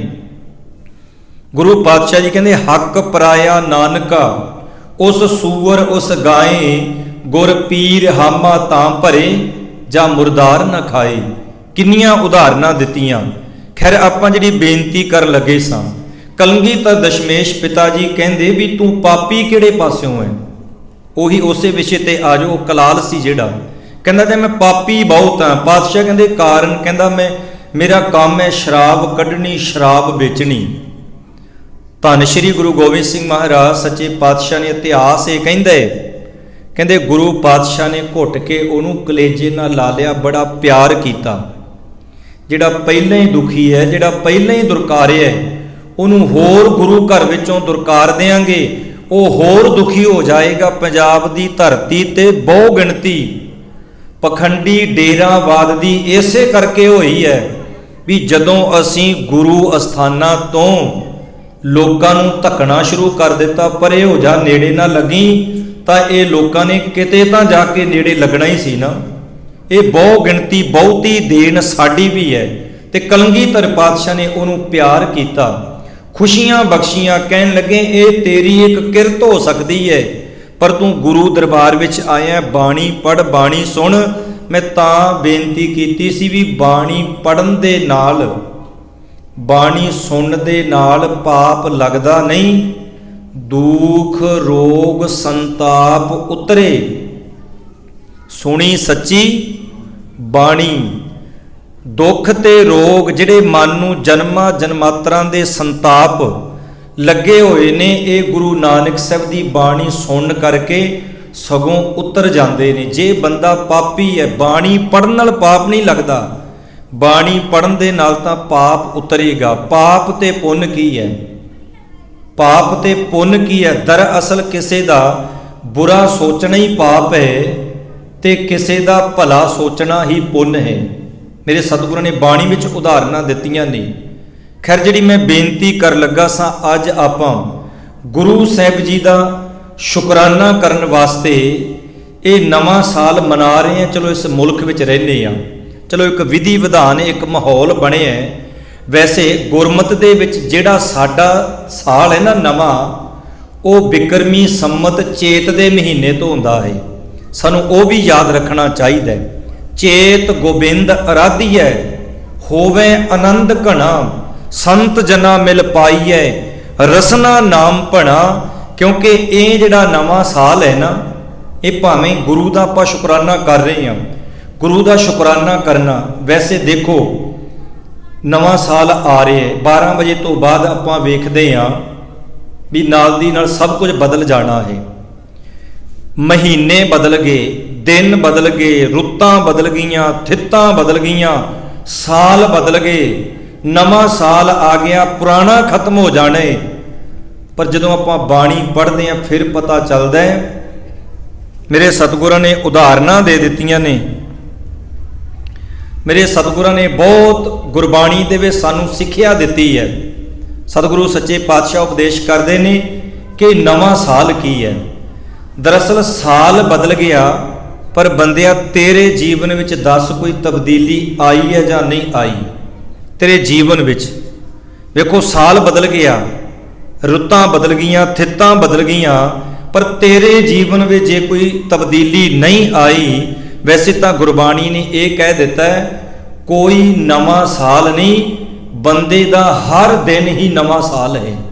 ਹਰ ਦਿਨ ਸਹੀ ਮਾਇਨਿਆਂ ਦੇ ਵਿੱਚ ਜੇ ਤੁਹਾਡੇ ਸਵਾਸ ਚੱਲ ਰਹੇ ਨੇ, ਹਰ ਇੱਕ ਬੰਦੇ ਲਈ ਹਰ ਇੱਕ ਦਿਨ, ਹਰ ਇੱਕ ਘੰਟਾ, ਪਲ, ਘੜੀ ਉਹ ਨਵਾਂ ਹੈ। ਪਰ ਜਦੋਂ ਇਹ ਸਵਾਸ ਖਤਮ ਹੋ ਜਾਣ, ਫਿਰ ਜਿੰਨੇ ਮਰਜ਼ੀ ਸਾਲ ਚੜੀ ਜਾਣ, ਆਈ ਜਾਣ, ਜਾਈ ਜਾਣ, ਜੇ ਸਵਾਸ ਹੀ ਨਹੀਂ ਰਹੇ ਤੇ ਸਾਲ ਫਿਰ ਕਿਹਨਾਂ ਨੇ ਮਨਾਉਣੇ ਨਹੀਂ। ਮੇਰੇ ਸਤਿਗੁਰਾਂ ਨੇ ਬਾਣੀ ਵਿੱਚ ਉਦਾਹਰਨ ਦਿੱਤੀ, ਮਹਾ ਦਿਵਸ ਮੂਰਤ ਭਲੇ, ਜਿਸ ਕੋ ਨਦਰ ਕਰੇ। ਹਰ ਇੱਕ ਦਿਨ, ਹਰ ਇੱਕ ਮਹੀਨਾ ਉਹ ਭਲਾ ਹੈ, ਚੰਗਾ ਹੈ। ਕੋਈ ਦਿਨ, ਕੋਈ ਸਾਲ, ਕੋਈ ਮਹੀਨਾ ਮਾੜਾ ਨਹੀਂ, ਕਿਉਂਕਿ ਮਹੀਨੇ ਸਾਲ ਬਣਾਏ ਕਿਹਨੇ ਨੇ? ਉਸ ਅਕਾਲ ਪੁਰਖ ਵਾਹਿਗੁਰੂ ਪਰਮਾਤਮਾ ਨੇ।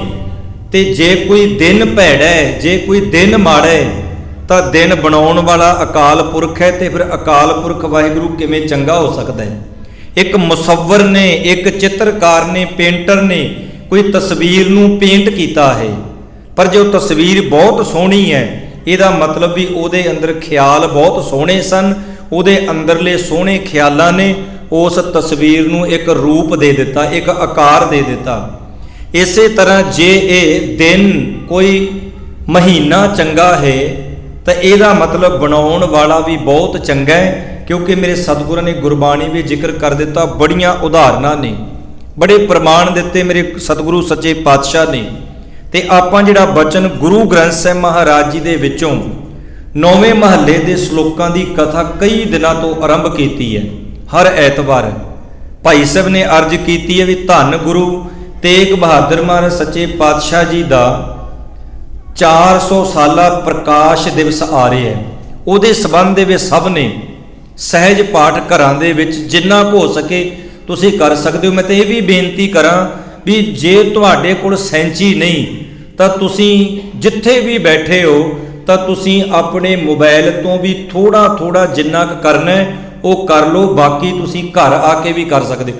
ਨਾ ਕਰਨ ਦੇ ਨਾਲੋਂ ਤਾਂ ਕੀਤਾ ਹੀ ਚੰਗਾ ਹੈ, ਨਾ ਕਰਨ ਨਾਲੋਂ ਕੀ ਕੀਤਾ ਫਿਰ ਚੰਗਾ ਨਹੀਂ।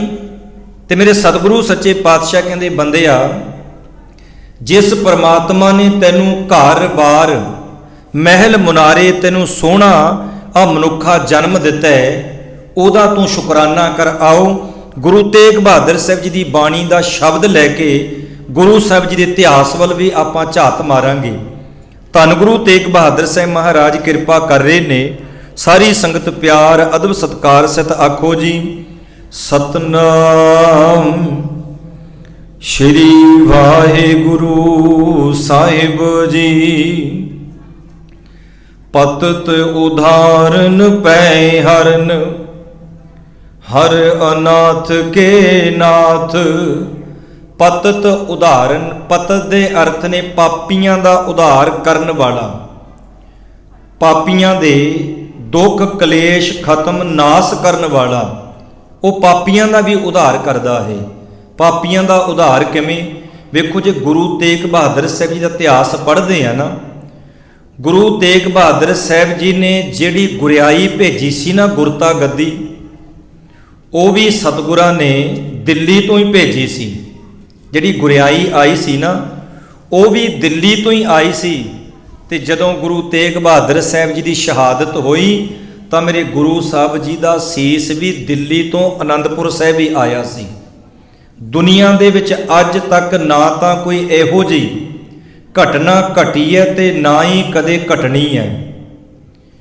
ਕਿਸੇ ਦੇ ਵੀ ਥੋੜੀ ਬਹੁਤੀ ਚੋਟ ਸੱਟ ਲੱਗ ਜੇ, ਕਿਸੇ ਦੇ ਵੀ ਆਪਣੇ ਪਰਾਏ ਦੇ, ਤਾਂ ਵੇਖ ਕੇ ਬੰਦਾ ਅੰਦਰੋਂ ਹਿੱਲ ਜਾਂਦਾ ਹੈ। ਪਰ ਧੰਨ ਮਾਤਾ ਗੁਜਰ ਕੌਰ ਜੀ, ਧੰਨ ਮਾਤਾ ਨਾਨਕੀ ਜੀ, ਕਦੀ ਮਹਿਸੂਸ ਕਰਕੇ ਵੇਖੋ, ਪਰਿਵਾਰ ਵਾਲੇ ਆ, ਗ੍ਰਸਤੀ ਆ, ਕਿ ਜਿਸ ਬੀਬੀ ਦਾ, ਜਿਸ ਮਾਤਾ ਦਾ, ਜਿਸ ਪਤਨੀ ਦਾ ਪਤੀ ਦਿੱਲੀ ਦੇ ਚਾਂਦਨੀ ਚੌਂਕ ਦੇ ਵਿੱਚ ਉਹਦੀ ਸ਼ਹਾਦਤ ਹੋਈ ਹੋਵੇ, ਉਹਦਾ ਧੜ ਉੱਥੇ ਹੋਵੇ ਤੇ ਕੱਲਾ ਸੀਸ ਹੀ ਆਵੇ, ਕੱਲਾ ਸੀਸ ਹੀ ਘਰ ਵਿੱਚ ਆਵੇ, ਤੇ ਕਹਿਣਾ ਪਏਗਾ ਕਿ ਧੰਨ ਹੈ ਮਾਤਾ ਗੁਜਰ ਕੌਰ ਜੀ ਤੇ ਧੰਨ ਨੇ ਮਾਤਾ ਨਾਨਕੀ ਜੀ। ਕਿੰਨੀ ਵੱਡੀ ਉਹਨਾਂ ਦੇ ਅੰਦਰ ਧੀਰਜਤਾ ਹੈ, ਕਿੰਨੀ ਅੰਦਰ ਉਹਨਾਂ ਦੇ ਸਹਿਣਸ਼ੀਲਤਾ ਹੈ। ਜਦੋਂ ਆਪਾਂ ਕਹਿੰਦੇ ਵੀ ਗੁਰੂ ਤੇਗ ਬਹਾਦਰ ਸਾਹਿਬ ਜੀ ਦੀ ਜਿਹੜੀ ਬਾਣੀ ਆ ਉਹ ਵਿਰਾਗਮਈ ਹੈ। ਗੁਰੂ ਸਾਹਿਬ ਜੀ ਦੀ ਬਾਣੀ ਦੇ ਵਿੱਚੋਂ ਤਿੰਨ ਝਲਕਾਂ ਮਿਲਦੀਆਂ ਨੇ। ਪਹਿਲੀ ਗੱਲ, ਗੁਰੂ ਤੇਗ ਬਹਾਦਰ ਸਾਹਿਬ ਜੀ ਦੀ ਜਿਹੜੀ ਬਾਣੀ ਹੈ ਨਾ, ਸਭ ਤੋਂ ਪਹਿਲੀ ਗੱਲ ਹੈ ਕਿ ਗੁਰੂ ਸਾਹਿਬ ਦੀ ਬਾਣੀ ਦੇ ਵਿੱਚ ਤਿਆਗ ਹੈ। ਤਿਆਗ ਕਾਹਦਾ? ਸੰਸਾਰ ਦਾ ਤਿਆਗ ਨਹੀਂ, ਧੀਆਂ ਪੁੱਤਰਾਂ ਰਿਸ਼ਤੇਦਾਰਾਂ ਦੇ ਤਿਆਗਣ ਦੀ ਗੱਲ ਨਹੀਂ ਕੀਤੀ। ਗੱਲ ਕੀਤੀ ਹੈ ਸਾਧੋ ਮਨ ਕਾ ਮਾਨ ਤਿਆਗੋ। ਆ ਬੰਦੇ ਦੇ ਅੰਦਰ ਮਾਨ ਕੀ ਹੁੰਦਾ? ਹੰਕਾਰ, ਈਗੋ ਕਹਿ ਲੋ। ਇਹੀ ਨਹੀਂ ਨਾ ਬੰਦੇ ਨੂੰ ਟਿਕਣ ਦਿੰਦੀ। ਸਤਿਗੁਰਾਂ ਨੇ ਗੱਲ ਹੀ ਇੱਥੋਂ ਸ਼ੁਰੂ ਕੀਤੀ ਹੈ। ਘਰ-ਬਾਰ ਨੂੰ ਤਿਆਗਣ ਦੀ ਗੱਲ ਨਹੀਂ ਕੀਤੀ। ਸਤਿਗੁਰੂ ਜੀ ਕਹਿੰਦੇ ਸਾਧੋ ਮਨ ਕਾ ਮਾਨ ਤਿਆਗੋ। ਸਭ ਤੋਂ ਪਹਿਲਾਂ ਬੰਦਿਆ ਤੂੰ ਮਨ ਦਾ ਹੰਕਾਰ ਤਿਆਗ ਦੇ। ਗੁਰੂ ਦੀ ਬਾਣੀ ਵਿੱਚੋਂ ਝਲਕ ਪੈਂਦੀ ਹੈ। ਪਹਿਲੀ ਗੱਲ ਮਨ ਦਾ ਹੰਕਾਰ ਤਿਆਗਣਾ। ਦੂਜੀ ਸਿੱਖਿਆ ਗੁਰਬਾਣੀ ਦੇ ਵਿੱਚ ਤਿਆਗ, ਦੂਜੀ ਸਿੱਖਿਆ ਵੈਰਾਗ ਤੇ ਤੀਜੀ ਸਿੱਖਿਆ ਅਨੁਰਾਗ। ਤਿੰਨ ਚੀਜ਼ਾਂ ਗੁਰੂ ਤੇਗ ਬਹਾਦਰ ਸਾਹਿਬ ਜੀ ਦੀ ਬਾਣੀ ਵਿੱਚੋਂ ਮਿਲਦੀਆਂ, ਤਿਆਗ, ਵੈਰਾਗ ਤੇ ਅਨੁਰਾਗ। ਅਨੁਰਾਗ ਦੇ ਅਰਥ ਹੁੰਦੇ ਨੇ ਪ੍ਰੇਮ।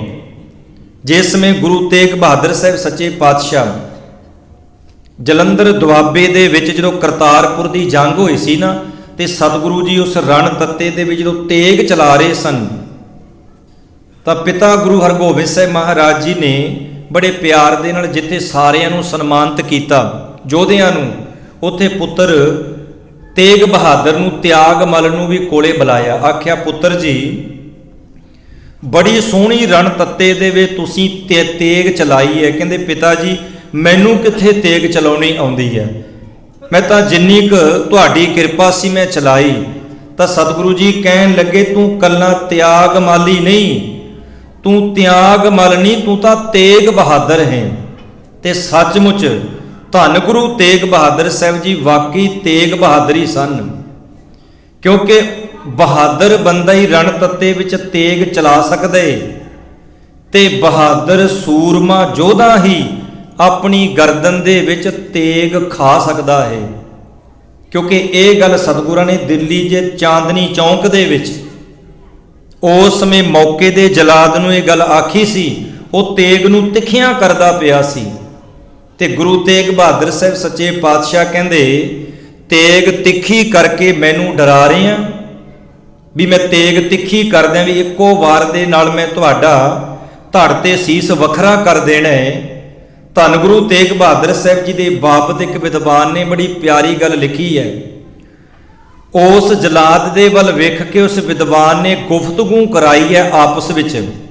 ਸਤਿਗੁਰੂ ਜੀ ਕਹਿੰਦੇ, ਮੈਂ ਤੇਗ ਤੇ ਕੱਢ ਲੈ ਤੇਗ ਤੂੰ, ਇੱਕ ਦੋ ਨਹੀਂ ਭਾਵੇਂ ਪਰਖ ਲੈ 100 ਤੇਗਾਂ। ਮੈਂ ਤਾਂ ਜੰਮਦਿਆਂ ਹੀ ਤੇਗਾਂ ਦੀ ਛਾਂ ਮਾਣੀ, ਵੇਖ ਬਾਪੂ ਦੀਆਂ ਪਹਿਨੀਆਂ 2 ਤੇਗਾਂ। ਹੁਣ ਵੀ ਵੇਖੀ ਆਉਣ ਵਾਲੇ ਸਮੇਂ ਦੇ ਅੰਦਰ ਮੇਰੇ ਪੁੱਤ ਨੇ ਵਾਹੁਣੀਆਂ ਉਹ ਤੇਗਾਂ, ਉਹਦੀ ਤੇਗ ਦੇ ਵਿੱਚੋਂ ਜਿਹੜੀ ਤੇਗ ਨਿਕਲੂ ਲੱਖਾਂ ਲਏਗੀ ਤੇਰੀਆਂ ਖੋਹ ਤੇਗਾਂ। ਕਹਿੰਦੇ ਹੁਣ ਵੀ ਵੇਖੀ ਆਉਣ ਵਾਲੇ ਸਮੇਂ ਵਿੱਚ ਮੇਰੇ ਪਿਤਾ ਦੀ ਅਣਖ ਬਹਾਦਰੀ ਤੇ ਰਿਹਾ ਪਰਖਦਾ ਤੇਰਾ ਪਿਓ ਤੇਗਾਂ। ਕਹਿੰਦੇ ਮੇਰੇ ਪਿਤਾ ਦੀ ਅਣਖ ਬਹਾਦਰੀ ਤੇ ਤੇਰਾ ਪਿਓ ਵੀ ਬੜੀਆਂ ਤੇਗਾਂ ਪਰਖਦਾ ਰਿਹਾ 6ਵੇਂ ਪਾਤਸ਼ਾਹ ਤੇ, ਸ਼ਾਹਜਹਾਨ ਵਰਗੇ, ਜਹਾਂਗੀਰ ਵਰਗੇ। ਤੇ ਉਹ ਸਮਾਂ ਦੂਰ ਨਹੀਂ ਸੀ, ਇਸ਼ਾਰਾ ਸੀ ਆਪਣੇ ਪੁੱਤਰ ਗੁਰੂ ਗੋਬਿੰਦ ਸਿੰਘ ਸਾਹਿਬ ਮਹਾਰਾਜ ਜੀ ਦੇ ਵੱਲ। ਜਿਹੜੀ ਮੈਂ ਬੇਨਤੀ ਕਰਨ ਲੱਗਾ ਸਾਂ ਕਿ ਗੁਰੂ ਦੀ ਬਾਣੀ ਦੇ ਵਿੱਚੋਂ ਆ 400 ਸਾਲਾ ਆ ਰਿਹਾ ਹੈ ਪ੍ਰਕਾਸ਼ ਦਿਵਸ ਗੁਰੂ ਸਾਹਿਬ ਦਾ, ਤੇ ਸਤਿਗੁਰੂ ਸੱਚੇ ਪਾਤਸ਼ਾਹ ਦੀ ਬਾਣੀ ਵਿੱਚੋਂ ਜਿੱਥੇ ਤਿਆਗ ਮਿਲਦਾ ਹੈ, ਤਿਆਗ ਘਰ-ਬਾਰ ਤਿਆਗਣ ਦੀ ਗੱਲ ਕਿਤੇ ਨਹੀਂ ਕਹੀ। ਗੁਰੂਆਂ ਦਾ ਘਰ-ਬਾਰ ਪਰਿਵਾਰ ਸਭ ਕੁਝ ਸੀ। ਤੇ ਸਤਿਗੁਰੂ ਗੁਰੂ ਤੇਗ ਬਹਾਦਰ, ਹੁਣ ਬਚਪਨ ਦੇ ਵਿੱਚੋਂ ਤੁਸੀਂ ਇਤਿਹਾਸ ਜਦੋਂ ਪੜ੍ਹਦੇ ਹੋ ਨਾ, ਕਹਿੰਦੇ ਜਿਸ ਸਮੇਂ ਗੁਰੂ ਹਰਗੋਬਿੰਦ ਸਾਹਿਬ ਮਹਾਰਾਜ ਸੱਚੇ ਪਾਤਸ਼ਾਹ ਦਾ ਵੱਡਾ ਪੁੱਤਰ ਹੈ ਬਾਬਾ ਗੁਰਦਿੱਤਾ ਜੀ, ਕਿਉਂਕਿ 6ਵੇਂ ਪਾਤਸ਼ਾਹ ਦੇ 5 ਪੁੱਤਰ ਨੇ ਤੇ 6ਵੀਂ ਇੱਕ ਪੁੱਤਰੀ ਹੈ ਬੀਬੀ ਵੀਰੋ। 5 ਪੁੱਤਰ ਨੇ ਬਾਬਾ ਸੂਰਜ ਮਲ ਜੀ, ਅਣੀ ਰਾਏ ਜੀ, ਅਟਲ ਰਾਏ ਜੀ, ਬਾਬਾ ਗੁਰਦਿੱਤਾ ਜੀ, ਸਭ ਤੋਂ ਛੋਟੇ ਤੇਗ ਬਹਾਦਰ ਜੀ। ਜਦੋਂ ਬਾਬਾ ਗੁਰਦਿੱਤਾ ਜੀ ਦੀ ਸ਼ਾਦੀ, ਜਦੋਂ ਘਰੋਂ ਬਰਾਤ ਤੁਰਨ ਲੱਗੀ ਨਾ, ਕੀ ਵੇਖਿਆ ਆਪਾਂ? ਵੇਖਦੇ ਹਾਂ ਵੀ ਪਹਿਲਾਂ ਸਮਿਆਂ ਵਿੱਚ ਆ, ਮੇਰੇ ਖਿਆਲ 'ਚ 20-25 ਸਾਲਾਂ ਦੀ ਗੱਲ ਹੈ, ਜਦੋਂ ਪਿੰਡ ਦੇ ਵਿੱਚ ਆਨੰਦ ਕਾਰਜ ਹੁੰਦੇ ਸਨ ਨਾ, ਆਨੰਦ ਕਾਰਜ, ਉਦੋਂ ਗੁਰਦੁਆਰੇ ਦਾ ਭਾਈ ਅਲਾਉਸਮੈਂਟ ਕਰਦਾ ਸੀ। ਪਰਿਵਾਰ ਵਾਲੇ ਕਹਿੰਦੇ ਸਨ ਜਾ ਕੇ ਕਿ ਜੀ ਅਲਾਉਸਮੈਂਟ ਕਰ ਦਿਓ ਕਿ ਸਾਡੀ ਲੜਕੀ ਦੇ ਆਨੰਦ ਕਾਰਜ ਹਨ, ਸਾਰੇ ਤੁਸੀਂ ਉੱਥੇ ਪਹੁੰਚੋ। ਤੇ ਬਕਾਇਦਾ ਅਲਾਉਸਮੈਂਟ ਹੁੰਦੀ ਸੀ, ਤੁਸੀਂ ਸੁਣੀ ਹੋਵੇਗੀ, ਆ ਮੇਰੀਆਂ ਬੀਬੀਆਂ ਨੇ। ਤੇ ਸਾਰਾ ਲਗਭਗ ਪਿੰਡ ਜਾਂਦਾ ਸੀ ਜਦੋਂ ਆਨੰਦ ਕਾਰਜ ਹੁੰਦੇ। ਉਹ ਪੰਡਾਲ, ਉਹ ਕਨਾਤਾਂ ਛਾਇਆ ਬਣ ਲੱਗੇ ਹੁੰਦੇ ਸੀ ਆਲੇ ਦਾਲੇ, ਉਹ ਭਰਿਆ ਹੁੰਦਾ ਸੀ, ਬੈਠਣ ਨੂੰ ਜਗ੍ਹਾ ਨਹੀਂ ਸੀ ਹੁੰਦੀ ਜਦੋਂ ਆਨੰਦ ਕਾਰਜ ਹੁੰਦੇ ਸਨ।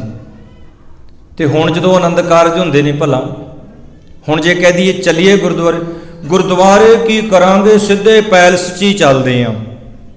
ਗੁਰਦੁਆਰੇ ਕਿੰਨੇ ਜਾਣੇ ਹੁੰਦੇ ਨੇ? ਸਿਰਫ 5-6 ਜਾਣੇ ਹੁੰਦੇ ਨੇ, ਵਿੱਚੇ ਭਾਈ ਸਾਹਿਬ ਰਲਾ ਕੇ ਜਾਂ ਰਾਗੀ ਗ੍ਰੰਥੀ ਸਿੰਘ ਰਲਾ ਕੇ 10-15 ਜਾਣੇ ਮਸਾਂ ਹੀ ਬਣਦੇ ਆ, ਬਾਕੀ ਸਾਰੇ ਪੈਲਸ ਦੇ ਵਿੱਚ ਹੀ ਹੁੰਦੇ ਨੇ। ਕਹਿੰਦੇ ਗੁਰਦੁਆਰੇ ਕੀ ਕਰਾਂਗੇ, ਜਦੋਂ ਆਨੰਦ ਕਾਰਜਾਂ ਤੇ ਜਾਣਾ ਹੀ ਨਹੀਂ, ਜਦੋਂ ਵੇਖਣਾ ਹੀ ਨਹੀਂ ਵੀ ਆਨੰਦ ਕਾਰਜ ਕਿੱਦਾਂ ਹੋ ਰਹੇ ਨੇ। ਤੇ ਅੱਜ ਦੇ ਜ਼ਮਾਨੇ ਵਿੱਚ ਜਦੋਂ ਵਿਆਹ ਹੋਣਾ ਹੋਵੇ ਨਾ ਕਿਸੇ ਨੌਜਵਾਨ ਦਾ ਜਾਂ ਕਿਸੇ ਬੱਚੀ ਦਾ, ਫਿਰ ਉਹ 10 ਕੁ ਦਿਨ ਪਹਿਲਾਂ ਪੁੱਛਣਗੇ ਵੀ ਕਿੱਧਰ ਦੀ ਪਰਿਕਰਮਾ ਕਰਨੀ ਹੈ, ਸੱਜੇ ਜਾਣਾ ਕਿ ਖੱਬੇ ਜਾਣਾ, ਵੀ ਕਿੱਧਰ ਦੀ ਜਾਣਾ। ਫਿਰ ਮੂਵੀਆਂ ਕੱਢ ਵੇਖਣਗੇ। ਇਹ ਹਕੀਕਤ ਹੈ। ਪਹਿਲਾਂ ਕਦੀ ਸਮਾਂ ਹੁੰਦਾ ਸੀ ਵੀ ਜਦੋਂ ਆਨੰਦ ਕਾਰਜ ਹੁੰਦੇ ਸਨ ਨਾ, ਤਾਂ ਇਉਂ ਹੁੰਦਾ ਸੀ ਵੀ ਕਿਤੇ ਦਿਨ ਚੜ੍ਹ ਨਾ ਜਾਵੇ। ਹੁਣ ਸਾਨੂੰ ਹੁੰਦਾ ਵੀ ਕਿਤੇ ਦਿਨ ਛੇਪੀ ਨਾ ਜਾਵੇ। ਅਗਲਾ 9 ਵਜੇ ਕਹਿੰਦਾ ਤੇ 2:30 ਵਜੇ ਪਹੁੰਚਦਾ, ਫਿਰ ਆ ਕੇ ਕਹਿੰਦੇ ਬਾਬੇ ਲੇਟ ਬਹੁਤ ਹੋ ਗਏ। ਤੇ ਮੈਂ ਇੱਕ ਨੂੰ ਆਖਿਆ ਕੀ ਗੱਲ, ਲੇਟ ਮੈਂ ਕਰਾਇਆ ਤੁਹਾਨੂੰ? ਵੀ ਤੁਸੀਂ ਆਪ ਵੀ ਪਹਿਲਾਂ ਪਿੱਛੋਂ ਲੇਟ ਆਏ ਜੀ। ਧੰਨ ਸ਼੍ਰੀ ਗੁਰੂ ਗ੍ਰੰਥ ਸਾਹਿਬ ਮਹਾਰਾਜ ਜੀ ਸਾਡੀ ਵੇਟ ਕਰਦੇ ਹੁੰਦੇ, ਸਾਨੂੰ ਉਡੀਕਦੇ ਹੁੰਦੇ ਆ, ਜਿਸ ਗੁਰੂ ਤੋਂ ਆਪਾਂ ਸਾਰਾ ਕੁਝ ਮੰਗਦੇ ਹਾਂ। ਖੈਰ ਮੈਂ ਬੇਨਤੀ ਜਿਹੜੀ ਕਰਨ ਲੱਗਾ ਸਾਂ, ਜਦੋਂ ਬਾਬਾ ਗੁਰਦਿੱਤਾ ਜੀ ਦੀ ਬਰਾਤ ਤੁਰਨ ਲੱਗੀ ਤੇ ਸਾਰੇ ਦਰਸ਼ਨ ਕਰ ਰਹੇ ਨੇ, ਵੇਖ ਰਹੇ ਨੇ ਵੀ ਬਰਾਤ ਜਾ ਰਹੀ ਹੈ, ਤਾਂ ਉਸ ਬਰਾਤ ਦੇ ਪਿੱਛੇ ਨਾ ਇੱਕ ਬਿਲਕੁਲ ਗਰੀਬ ਜਿਹਾ ਲੜਕਾ ਖਲੋਤਾ ਹੈ, ਜਿਹਦੇ ਤਨ ਤੇ ਕੋਈ ਕੱਪੜੇ ਨਹੀਂ ਤੇ ਠਰੂ ਕਰ ਰਿਹਾ ਹੈ। ਉਹ ਕੋਸ਼ਿਸ਼ ਕਰਦਾ ਮੈਂ ਅੱਗੇ ਜਾ ਕੇ ਵੇਖ ਲਾਂ ਵੀ ਬਰਾਤ ਕਿੱਦਾਂ ਦੀ ਹੈ। ਉਹ ਅੱਗੇ ਜਾਣ ਦੀ ਕੋਸ਼ਿਸ਼ ਕਰਦਾ ਤੇ ਉਹਨੂੰ ਕਈ ਜਿਹੜੇ ਮੇਰੇ ਵਰਗੇ ਕੜਮ ਚੌਧਰੀ ਹੁੰਦੇ ਨੇ ਉਹ ਪਿੱਛੇ ਕਰ ਦਿੰਦੇ ਨੇ। ਉਹ ਫੇਰ ਕੋਸ਼ਿਸ਼ ਕਰਦਾ ਤੇ ਉਹਨੂੰ ਫੇਰ ਪਿੱਛੇ ਕਰ ਦਿੰਦੇ ਨੇ। ਧੰਨ ਗੁਰੂ ਤੇਗ ਬਹਾਦਰ ਸਾਹਿਬ ਅਜੇ ਗੁਰੂ ਨਹੀਂ, ਉਮਰ ਉਹਨਾਂ ਦੀ ਵੀ ਛੋਟੀ ਹੈ। ਪਿੱਛੇ ਖਲੋਤੇ ਵੇਖ ਰਹੇ ਨੇ, ਅਨੁਰਾਗ ਪ੍ਰੇਮ ਕਿੰਨਾ ਉਹਨਾਂ ਦੇ ਅੰਦਰ। ਉਸ ਨਿਆਣੇ ਦੀ, ਉਸ ਬੱਚੇ ਦੀ ਬਾਂਹ ਪਕੜੀ, ਸਾਰਿਆਂ ਨੂੰ ਪਰੇ ਕੀਤਾ ਤੇ ਅੱਗੇ ਲੈ ਗਏ। ਤੇ ਜਿਹੜੀ ਪੁਸ਼ਾਕ ਆਪਣੇ ਪਾਈ ਹੋਈ ਸੀ ਨਾ ਤਨ ਤੇ, ਉਹ ਲਾ ਕੇ ਉਹਦੇ ਤਨ ਦੇ ਉੱਪਰ ਦੇ ਦਿੱਤੀ ਤੇ ਬੜਾ ਪਿਆਰ ਦਿੱਤਾ। ਸਾਰੇ ਬੜੇ ਹੈਰਾਨ ਹੋ ਗਏ ਵੀ ਆਹ ਕੀ ਕੀਤਾ। ਭਰਾ ਦੀ ਬਰਾਤ ਜਾ ਰਹੀ ਹੈ, ਕਿਉਂਕਿ ਬਾਬਾ ਗੁਰਦਿੱਤਾ ਜੀ ਭਰਾ ਨੇ ਵੱਡੇ, ਭਰਾ ਦੀ ਬਰਾਤ ਜਾ ਰਹੀ ਹੈ ਤੇ ਉਹ ਬਰਾਤ ਵਿੱਚ ਜਿਹੜੀ ਪੁਸ਼ਾਕ ਪਾ ਕੇ ਜਾਣੀ ਸੀ ਉਹ ਤੁਸੀਂ ਲਾ ਕੇ ਆ ਗਰੀਬੜੇ ਨੂੰ ਦੇ ਦਿੱਤੀ। ਸਾਰੇ ਹੈਰਾਨ ਹੋਏ। ਪਰ ਧੰਨ ਗੁਰੂ ਹਰਗੋਬਿੰਦ ਸਾਹਿਬ ਮਹਾਰਾਜ ਜੀ ਤੇ ਮਾਤ ਨਾਨਕੀ ਜੀ ਹੈਰਾਨ ਨਹੀਂ ਹੋਏ, ਉਹਨਾਂ ਨੂੰ ਪਤਾ ਹੈ। ਉਹਨਾਂ ਨੇ ਬੜੇ ਪਿਆਰ ਦੇ ਨਾਲ ਪੁੱਤਰ ਤੇਗ ਬਹਾਦਰ ਨੂੰ ਆਪਣੇ ਕੋਲ ਸੱਦਿਆ। ਸਤਿਗੁਰੂ ਜੀ ਕਹਿਣ ਲੱਗੇ, ਗੁਰੂ ਤੇਗ ਬਹਾਦਰ ਸਾਹਿਬ ਜੀ ਪਿਤਾ ਜੀ, ਕੀ ਮੈਂ ਕੋਈ ਗਲਤੀ ਕੀਤੀ ਆਪਣੀ ਪੁਸ਼ਾਕ ਲਾ ਕੇ ਉਹ ਗਰੀਬ ਦੇ ਤਨ ਤੇ ਦੇ ਦਿੱਤੀ? ਗੁਰੂ ਤੇਗ ਬਹਾਦਰ ਸਾਹਿਬ ਕਹਿੰਦੇ ਗਲਤੀ ਨਹੀਂ ਕੀਤੀ ਪੁੱਤਰ, ਇਹ ਤਾਂ ਤੂੰ ਬਹੁਤ ਵੱਡਾ ਪਰਉਪਕਾਰ ਕੀਤਾ ਹੈ, ਪਰ ਉਪਕਾਰ ਦੀ ਤੂੰ ਨੀਂਹ ਰੱਖ ਦਿੱਤੀ ਹੈ। ਤੇ ਜਦੋਂ ਮਾਤ ਨਾਨਕੀ ਜੀ ਹੈਰਾਨ ਹੋਏ, ਪ੍ਰਿੰਸੀਪਲ ਸਤਬੀਰ ਸਿੰਘ ਜੀ ਨੇ ਆਪਣੀ ਬੁੱਕ ਦੇ ਵਿੱਚ ਇਹ ਗੱਲ ਲਿਖੀ ਹੋਈ ਹੈ, ਇਤਿਹਾਸ ਹੈ ਸਾਡਾ। ਕਵੀ ਸੰਤੋਖ ਸਿੰਘ ਜੀ ਦੇ ਵੱਲੋਂ ਮੈਂ ਪਹਿਲਾਂ ਵੀ ਅਰਜ਼ ਕੀਤੀ ਹੈ, ਇਹ ਨਹੀਂ ਵੀ ਜੇ ਇੱਕ ਦੋ ਪ੍ਰਚਾਰਕਾਂ ਨੇ ਉੱਠ ਕੇ ਕਹਿ ਦਿੱਤਾ ਸੂਰਜ ਗੁਰ ਪ੍ਰਤਾਪ ਦੀ ਕਥਾ ਜੀ ਇਹ ਨਹੀਂ ਕਰਨੀ ਚਾਹੀਦੀ, ਨਹੀਂ ਹੋਣੀ ਚਾਹੀਦੀ, ਇਹਦਾ ਮਤਲਬ ਉਹ ਕੋਈ ਰੱਬ ਨਹੀਂ ਹੈਗੇ ਉਹ ਬੰਦੇ ਵੀ ਜਿਨ੍ਹਾਂ ਨੇ ਕਹਿਤਾ ਤੁਹਾਨੂੰ। ਜੇ ਉਹਦੇ ਵਿੱਚ ਮਿਲਾਵਟ ਹੈ ਉਹਨੂੰ ਇੱਕ ਪਾਸੇ ਕਰ ਸਕਦੇ ਆ। ਜਿਹੜੇ ਲੋਕ ਨਿਊਜ਼ੀਲੈਂਡ ਦੇ ਵਿੱਚ ਬੈਠੇ, ਹੁਣ ਸੁਣ ਲਓ ਗੱਲ ਧਿਆਨ ਨਾਲ, ਵੈਸੇ ਤਾਂ ਉਹਦਾ ਜੂਤ ਪਤਾਣ ਹੋ ਹੀ ਗਿਆ, ਤੁਹਾਨੂੰ ਪਤਾ ਹੀ ਹੈ। ਉਹ ਬਹੁਤ ਟਾਈਮ ਤੋਂ ਸੰਗਤ ਅਰਦਾਸਾਂ ਵੀ ਕਰ ਰਹੀ ਸੀ ਵੀ ਇਹਦਾ ਜੂਤ ਪਤਾਣ ਕਦੋਂ ਹੋਊਗਾ, ਹੋ ਗਿਆ, ਬਹੁਤ ਚੰਗੀ ਤਰ੍ਹਾਂ ਹੋਇਆ ਉਹਦਾ। ਉਹ ਇਹ ਮੈਂ ਤਾਂ ਬੇਨਤੀ, ਉਹਨਾਂ ਬਾਰੇ ਨਹੀਂ, ਆਪਾਂ ਉਹਨਾਂ ਬਾਰੇ ਕੋਈ ਪ੍ਰਚਾਰਕ ਨਹੀਂ ਬੋਲਦਾ। ਬਾਬਿਆਂ ਬਾਰੇ ਮੈਂ ਵੀ ਬੜਾ ਬੋਲਦਾ ਸੀ, ਪਰ ਮੈਨੂੰ ਹੁਣ ਪਛਤਾਵਾ ਹੁੰਦਾ ਵੀ ਨਹੀਂ ਵੀ ਇਹ ਬਾਬੇ ਇੰਨੇ ਮਾੜੇ ਨਹੀਂ ਸੀ ਜਿੰਨਾ ਮਾੜਾ ਉਹ ਬੋਲਦਾ ਸੀ। ਠੀਕ ਆ, ਉਹ ਪਖੰਡ ਕਰਦੇ ਹੋਣਗੇ, ਲੋਕਾਂ ਤੋਂ ਮੱਥਾ ਟਿਕਾਉਂਦੇ ਹੋਣਗੇ ਮਾੜਾ ਮੋਟਾ, ਪਰ ਹੱਦ ਹੋ ਗਈ ਆ। ਨੌਜਵਾਨ ਸਭ ਦੇ ਕੋਲ ਵੀਡੀਓ ਹੋਣੀ ਆ, ਕੀ ਬੋਲਦਾ ਸੀ ਉਹ, ਐਡੀ ਬਕਵਾਸ ਉਹਨੇ ਕੀਤੀ, ਹੱਦ ਹੋ ਗਈ। ਕਹਿੰਦਾ ਵੀ ਜਿਹੜੇ ਦਿੱਲੀ ਦੇ ਵਿੱਚ, ਜਿਹਨੂੰ ਕਹਿੰਦੇ ਵੀ ਦਿੱਲੀ ਜਿੱਤੀ, ਕਹਿੰਦੇ ਕੋਈ ਦਿੱਲੀ ਦੁੱਲੀ ਨਹੀਂ ਜਿੱਤੀ। ਕਹਿੰਦਾ ਇਹ ਲੋਕਾਂ ਨੂੰ, ਕਹਿੰਦੇ ਗੁਰੂ ਗੋਬਿੰਦ ਸਿੰਘ ਜੀ ਫੀਮ ਖਵਾ ਦਿੰਦੇ ਸਨ, ਉਹ ਫੀਮ ਦੀ ਲੋਰ ਵਿੱਚ ਬੈਠੇ ਕਹੀ ਜਾਂਦੇ ਸੀ ਵੀ ਦਿੱਲੀ ਜਿੱਤ ਲਈ, ਦਿੱਲੀ ਜਿੱਤ ਲਈ। ਪਹਿਲਾਂ ਇਉਂ ਦੱਸੋ ਵੀ ਫੀਮ ਖਾਣ ਵਾਲਾ ਬੰਦਾ ਕਦੀ ਬੇਹੋਸ਼ ਨਹੀਂ ਹੁੰਦਾ, ਉਹਨੂੰ ਸਾਰੀ ਸਮਝ ਹੁੰਦੀ ਹੈ ਵੀ ਉਹ ਐਡੇ ਹੀ ਮੂਰਖ ਸਨ। ਪਹਿਲੀ ਗੱਲ ਤਾਂ ਇਹ ਹੋਇਆ ਨਹੀਂ, ਮੰਨ ਲਓ ਉਹਦੇ ਕਹਿਣ ਮੁਤਾਬਕ ਵੀ ਉਹ ਪਾਗਲ ਨੇ। ਕੋਈ ਫੀਮ ਖਾਣ ਵਾਲਾ ਬੰਦਾ ਕੀ ਉਹਨੂੰ ਇੰਨਾ ਹੀ ਨਹੀਂ ਪਤਾ ਲੱਗਦਾ ਮੈਂ ਕੀ ਬੋਲਦਾ? ਕਹਿੰਦਾ ਉਹ ਸਾਰੇ ਫੀਮ ਖਾਣ ਵਾਲੇ ਸਨ। ਮਨੀ ਸਿੰਘ, ਕਹਿੰਦੇ ਮਨੀ ਸਿੰਘ ਔਰੰਗਜ਼ੇਬ ਦੇ ਪੈਰਾਂ ਵਿੱਚ ਬਹਿੰਦਾ ਹੁੰਦਾ ਸੀ। ਇਹ ਗੱਲ ਸੁਣ ਲਓ ਤੁਸੀਂ, ਇਹ ਗੱਲ ਕਹੀ ਉਸ ਬੰਦੇ ਨੇ। ਫਿਰ ਜਿਨ੍ਹਾਂ ਦੀ ਅਣਖ ਜਾਗਦੀ ਸੀ ਨਾ, ਉਹਨਾਂ ਤਾਂ ਫਿਰ ਜੂਤ ਪਤਾਣ ਕਰਨਾ ਹੀ ਹੋਇਆ। ਪਰ ਕੰਮ ਤੇ ਜੁੱਤੀਆਂ ਖਾਣ ਵਾਲੇ ਆਪ ਕਰਦੇ ਆ। ਇੱਥੋਂ ਤੱਕ ਕਿ ਗੁਰੂ ਗੋਬਿੰਦ ਸਿੰਘ ਸਾਹਿਬ ਜੀ ਦੀ ਕੀ ਔਕਾਤ ਹੈ। ਔਕਾਤ ਲਫ਼ਜ਼ ਆਪਾਂ ਪਤਾ ਕਿਸ ਬੰਦੇ ਲਈ ਬੋਲਦੇ ਆ? ਔਕਾਤ ਉਸ ਬੰਦੇ ਲਈ ਬੋਲਦੇ ਆ ਜਿਹਨੂੰ ਆਪਾਂ ਬਿਲਕੁਲ ਨੀਵੇਂ ਪੱਧਰ ਤੇ ਗਿਣਦੇ ਆ, ਉਹਨੂੰ ਆਪਾਂ ਕਹਿੰਦੇ ਉਹ ਤੇਰੀ ਕੀ ਔਕਾਤ ਹੈ। ਤੇ ਜਿਹੜਾ ਸਾਡੇ ਗੁਰੂਆਂ ਬਾਰੇ ਔਕਾਤ ਲਫ਼ਜ਼ ਬੋਲੇ ਤਾਂ ਫਿਰ ਇਹ ਕੌਮ ਐਸੀ ਹੈ, ਇਹ ਫਿਰ ਹੌਲੀ ਹੌਲੀ ਨੇੜੇ ਲੱਗ ਕੇ ਉਹਨਾਂ ਨੂੰ ਅਹਿਸਾਸ ਕਰਾ ਦਿੰਦੇ ਨੇ। ਅਹਿਸਾਸ ਜੇ ਆਪਾਂ ਬੋਲਣਾ ਹੀ ਹੈ ਤਾਂ ਇਹਨਾਂ ਲੋਕਾਂ ਬਾਰੇ ਬੋਲੀਏ, ਆਪਾਂ ਆਪਣੇ ਇਤਿਹਾਸ ਬਾਰੇ ਕਿਉਂ ਬੋਲਦੇ ਹਾਂ? ਇਤਿਹਾਸ ਤੋਂ ਬਿਨਾਂ ਤੇ ਕੱਖ ਵੀ ਨਹੀਂ, ਤੁਹਾਡੇ ਭਲੇ ਕੁਝ ਵੀ ਨਹੀਂ ਰਹਿਣਾ। ਇਤਿਹਾਸ ਦੇ ਨਾਲ ਹੀ ਤੁਹਾਡੀ ਜਿਹੜੀ ਸੁੱਤੀ ਜ਼ਮੀਰ ਹੈ ਨਾ, ਇਤਿਹਾਸ ਨੇ ਜਗਾਉਣੀ ਹੈ। ਜੇ ਅੱਜ ਕਿਸਾਨ ਵੀਰ ਭਰਾ, ਹਮੇਸ਼ਾ ਮੈਂ ਬੇਨਤੀ ਕਰਦਾ, ਜੇ ਦਿੱਲੀ, ਮੈਂ ਕਹਿੰਦਾ ਧੰਨ ਨੇ ਉਹ ਲੋਕ, ਧੰਨ ਨੇ। ਆ ਨਵਾਂ ਸਾਲ ਚੜ੍ਹਿਆ, ਆਪਾਂ ਮਨਾ ਰਹੇ ਹਾਂ, ਤੁਸੀਂ ਗੁਰਦੁਆਰਾ ਸਾਹਿਬ ਮਨਾ ਰਹੇ ਹੋ। ਬੜੇ ਲੋਕ ਹੋਣਗੇ ਜਿਹੜੇ ਪੱਬਾਂ ਕਲੱਬਾਂ ਦੇ ਵਿੱਚ ਹੁਣ ਨੂੰ ਤਾਂ ਅੱਧੇ ਕੁ ਤਾਂ ਸ਼ਰਾਬ ਪੀ ਕੇ ਲੋਟੂ ਹੋਏ ਪਏ ਵੀ ਹੋਣਗੇ, ਪਰ ਧੰਨ ਨੇ ਉਹ ਕਿਸਾਨ ਵੀਰ। ਇੰਨੀ ਠੰਡ, ਇੱਥੋਂ ਤੱਕ ਕਿ ਉਹਨਾਂ ਨੇ ਆ ਮੇਰੇ ਖਿਆਲ 'ਚ ਕੱਲ੍ਹ ਦੀ ਗੱਲ ਹੈ, ਤਨ ਤੋਂ ਉਹਨਾਂ ਨੇ ਕੱਪੜੇ ਲਾ ਕੇ, ਕੇਵਲ ਆਪਣੀਆਂ ਬਸਤਰ ਲਾ ਕੇ ਉਹਨਾਂ ਨੇ ਨੰਗੇ ਪਿੰਡੇ ਵੀ ਰੈਲੀ ਕੱਢੀ ਹੈ, ਤਾਂ ਕਿ ਇਹ ਔਰੰਗਜ਼ੇਬ ਦੀ ਰੂਹ ਜਿਹੜੀ ਇਹ ਮੰਤਰੀ ਵਿੱਚ ਆਈ ਹੈ ਵੀ ਥੋੜ੍ਹਾ ਬਹੁਤਾ ਤਾਂ ਇਹ ਜਾਗ ਪਵੇ ਨਾ। ਇਹ ਇਕੱਲੀ ਕਿਸਾਨਾਂ ਦੀ, ਹਰ ਵਰਗ ਦੀ ਗੱਲ ਹੈ। ਜੇ ਉਹ ਦਿਨ ਰਾਤ ਉੱਥੇ ਬੈਠੇ ਆ ਨਾ, ਪੋਹ ਦਾ ਮਹੀਨਾ ਚੱਲ ਰਿਹਾ, ਪੋਹ ਦੇ ਮਹੀਨੇ ਦੇ ਇਤਿਹਾਸ ਨੂੰ ਯਾਦ ਕਰਕੇ ਸਰਦਾਰ ਬਘੇਲ ਸਿੰਘ ਜੀ, ਹਰੀ ਸਿੰਘ ਨਲੂਗਾ, ਹੋਰ ਬਾਬਾ ਬੰਦਾ ਸਿੰਘ ਬਹਾਦਰ ਉਹ ਇਤਿਹਾਸ ਉੱਥੇ ਕਰਦੇ ਨੇ, ਉਹ ਸੁਣਦੇ ਨੇ ਸਾਖੀਆਂ। ਪੋਹ ਦੇ ਮਹੀਨੇ ਨੂੰ ਯਾਦ ਕਰਕੇ ਉਹ ਇਤਿਹਾਸ ਹੀ ਉਹਨਾਂ ਦੇ ਅੰਦਰ ਜਿਹੜੀ ਸਪਰਿਟ ਭਰਦਾ ਪਿਆ ਇਤਿਹਾਸ ਹੀ। ਇਹ ਤੇ ਪੰਥ ਦੀ ਬਹੁਤ ਵੱਡੀ ਦੇਣ ਹੈ। ਕਿਸੇ ਵੀ ਧਰਮ ਦੇ ਵਿੱਚ, ਕਿਸੇ ਵੀ ਧਰਮ ਵਿੱਚ ਰੋਜ਼ ਉਹਨਾਂ ਦੇ ਇਤਿਹਾਸ ਨੂੰ ਨਹੀਂ ਦੁਹਰਾਇਆ ਜਾਂਦਾ, ਕਿਸੇ ਵੀ ਧਰਮ ਵਿੱਚ। ਕੇਵਲ ਇਹ ਸਿੱਖ ਧਰਮ ਹੈ ਕਿ ਹਰ ਰੋਜ਼ ਭਾਵੇਂ ਖੁਸ਼ੀ ਹੋਵੇ ਤੇ ਭਾਵੇਂ ਗਮੀ ਹੋਵੇ, ਹਰ ਰੋਜ਼ 5 ਮਿੰਟਾਂ ਦੇ ਵਿੱਚ ਇਸ ਇਤਿਹਾਸ ਨੂੰ ਰੋਜ਼ ਯਾਦ ਕੀਤਾ ਜਾਂਦਾ ਹੈ। ਉਹ ਇਤਿਹਾਸ ਕਿਹੜਾ? ਅਰਦਾਸ। ਅਰਦਾਸ ਦੇ ਵਿੱਚ ਸਾਰੇ ਇਤਿਹਾਸ ਨੂੰ ਬੰਦ ਕਰ ਦਿੱਤਾ ਸੰਖੇਪ ਰੂਪ ਦੇ ਵਿੱਚ। ਜਦੋਂ ਆਪਾਂ ਕਹਿੰਦੇ ਵੀ 5 ਪਿਆਰਿਆਂ, 4 ਸਾਹਿਬਜ਼ਾਦਿਆਂ, 40 ਮੁਕਤਿਆਂ, ਇਤਿਹਾਸ ਆ ਗਿਆ ਨਾ ਸਾਹਮਣੇ। 5 ਪਿਆਰਿਆਂ, 5 ਪਿਆਰੇ ਆ ਗਏ, 4 ਸਾਹਿਬਜ਼ਾਦੇ, 4 ਫਾਰਸੀ ਦਾ ਲਫ਼ਜ਼ ਹੈ ਵੀ 4 ਸਾਹਿਬਜ਼ਾਦੇ, 5 ਪਿਆਰਿਆਂ, 4 ਸਾਹਿਬਜ਼ਾਦਿਆਂ, 40 ਮੁਕਤਿਆਂ। 40 ਮੁਕਤਿਆਂ ਦਾ ਜ਼ਿਕਰ ਆਊਗਾ, ਤੁਹਾਡੀ ਸੁਰਤ ਸਿੱਧੀ ਸ਼੍ਰੀ ਮੁਕਤਸਰ ਸਾਹਿਬ ਦੀ ਧਰਤੀ ਤੇ ਜਾਏਗੀ। 5 ਪਿਆਰਿਆਂ, 4 ਸਾਹਿਬਜ਼ਾਦਿਆਂ, 40 ਮੁਕਤਿਆਂ, ਹੱਠੀਆਂ, ਜੱਪੀਆਂ, ਤਪੀਆਂ, ਤੁਹਾਡੇ ਆਪਣੇ ਆਪ ਦਿਮਾਗ ਦੇ ਵਿੱਚ ਇਤਿਹਾਸ ਸ਼ੁਰੂ ਹੋ ਜਾਣਾ ਹੈ। ਮੀਰ ਮੰਨੂ ਦੀ ਜੇਲ੍ਹ ਦੇ ਵਿੱਚ 1.25 ਮਣ ਪੀਸਣ ਵਾਲੀਆਂ ਬੀਬੀਆਂ, ਹੱਠੀਆਂ, ਜੱਪੀਆਂ, ਤਪੀਆਂ। ਹੱਠ ਕਿੰਨਾ ਹੈ? ਇੱਕ ਹੱਠ ਹੁੰਦਾ ਹੰਕਾਰੀ ਦਾ ਤੇ ਇੱਕ ਹੱਠ ਹੁੰਦਾ ਧਾਰਮਿਕ ਬੰਦੇ ਦਾ। ਜਦੋਂ ਫਰਖਸ਼ੀਰ ਬਾਦਸ਼ਾਹ, ਦਿੱਲੀ ਦੇ ਗੱਲ ਹੈ, ਇਤਿਹਾਸ ਹੈ, ਜਦੋਂ ਫਰਖਸ਼ੀਰ ਬਾਦਸ਼ਾਹ ਨੇ ਆਖਿਆ ਵੀ ਇਹ ਲੋਕ ਨੇ ਜਿਹੜੇ ਇਹ ਮਰਦੇ ਕਿ ਨਹੀਂ, ਇਹ ਖਤਮ ਕਿੱਦਾਂ ਹੋਣਗੇ? ਕਹਿੰਦੇ ਨੇ ਉਸ ਸਮੇਂ ਜੇਲ੍ਹ ਦੇ ਵਿੱਚ 3 ਜਾਣਿਆਂ ਨੂੰ ਕੈਦ ਕੀਤਾ। ਇੱਕ ਮਾਸੂਮ ਬੱਚਾ ਸੀ 5-7 ਸਾਲਾਂ ਦਾ, ਇੱਕ ਨੌਜਵਾਨ ਸੀ 24 ਸਾਲਾਂ 25 ਸਾਲਾਂ ਦਾ, ਇੱਕ ਬਜ਼ੁਰਗ ਬਾਪੂ ਸੀ 50 ਸਾਲਾਂ ਦਾ। ਲਿਆ ਕੇ ਕਹਿੰਦੇ ਇਤਿਹਾਸ ਕਹਿੰਦਾ ਖਾਲਸਾ ਤਵਾਰੀਖ, ਕਹਿੰਦੇ ਉਹਨਾਂ ਨੂੰ ਆ ਕੇ ਜੇਲ੍ਹ ਵਿੱਚ ਬੰਦ ਕਰ ਦਿੱਤਾ। ਕਹਿੰਦੇ ਨੇ ਤਿੰਨਾਂ ਨੂੰ ਭੁੱਖੇ ਰੱਖੋ, ਜਦੋਂ ਭੁੱਖ ਲੱਗੇਗੀ ਤੇ ਆਪੇ ਈਨ ਮੰਨਣਗੇ।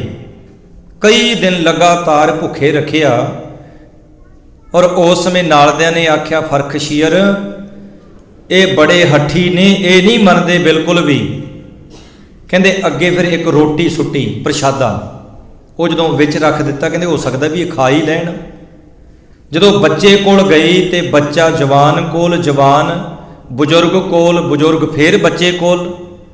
ਬੱਚਾ ਕਹਿੰਦਾ ਵੀ ਮੈਂ ਤਾਂ ਜੇ ਨਿਆਣਾ ਮੈਂ ਤੇ ਉਂਝ ਵੀ ਸਾਰ ਲਵਾਂਗਾ। ਨੌਜਵਾਨ ਕਹਿੰਦਾ ਬਾਪੂ ਤੁਸੀਂ ਛਕ ਲਓ, ਮੈਂ ਤੇ ਜਵਾਨ ਆ, ਅਜੇ ਖੂਨ ਹੈ ਮੇਰੇ ਸਰੀਰ ਵਿੱਚ, ਤਾਕਤ।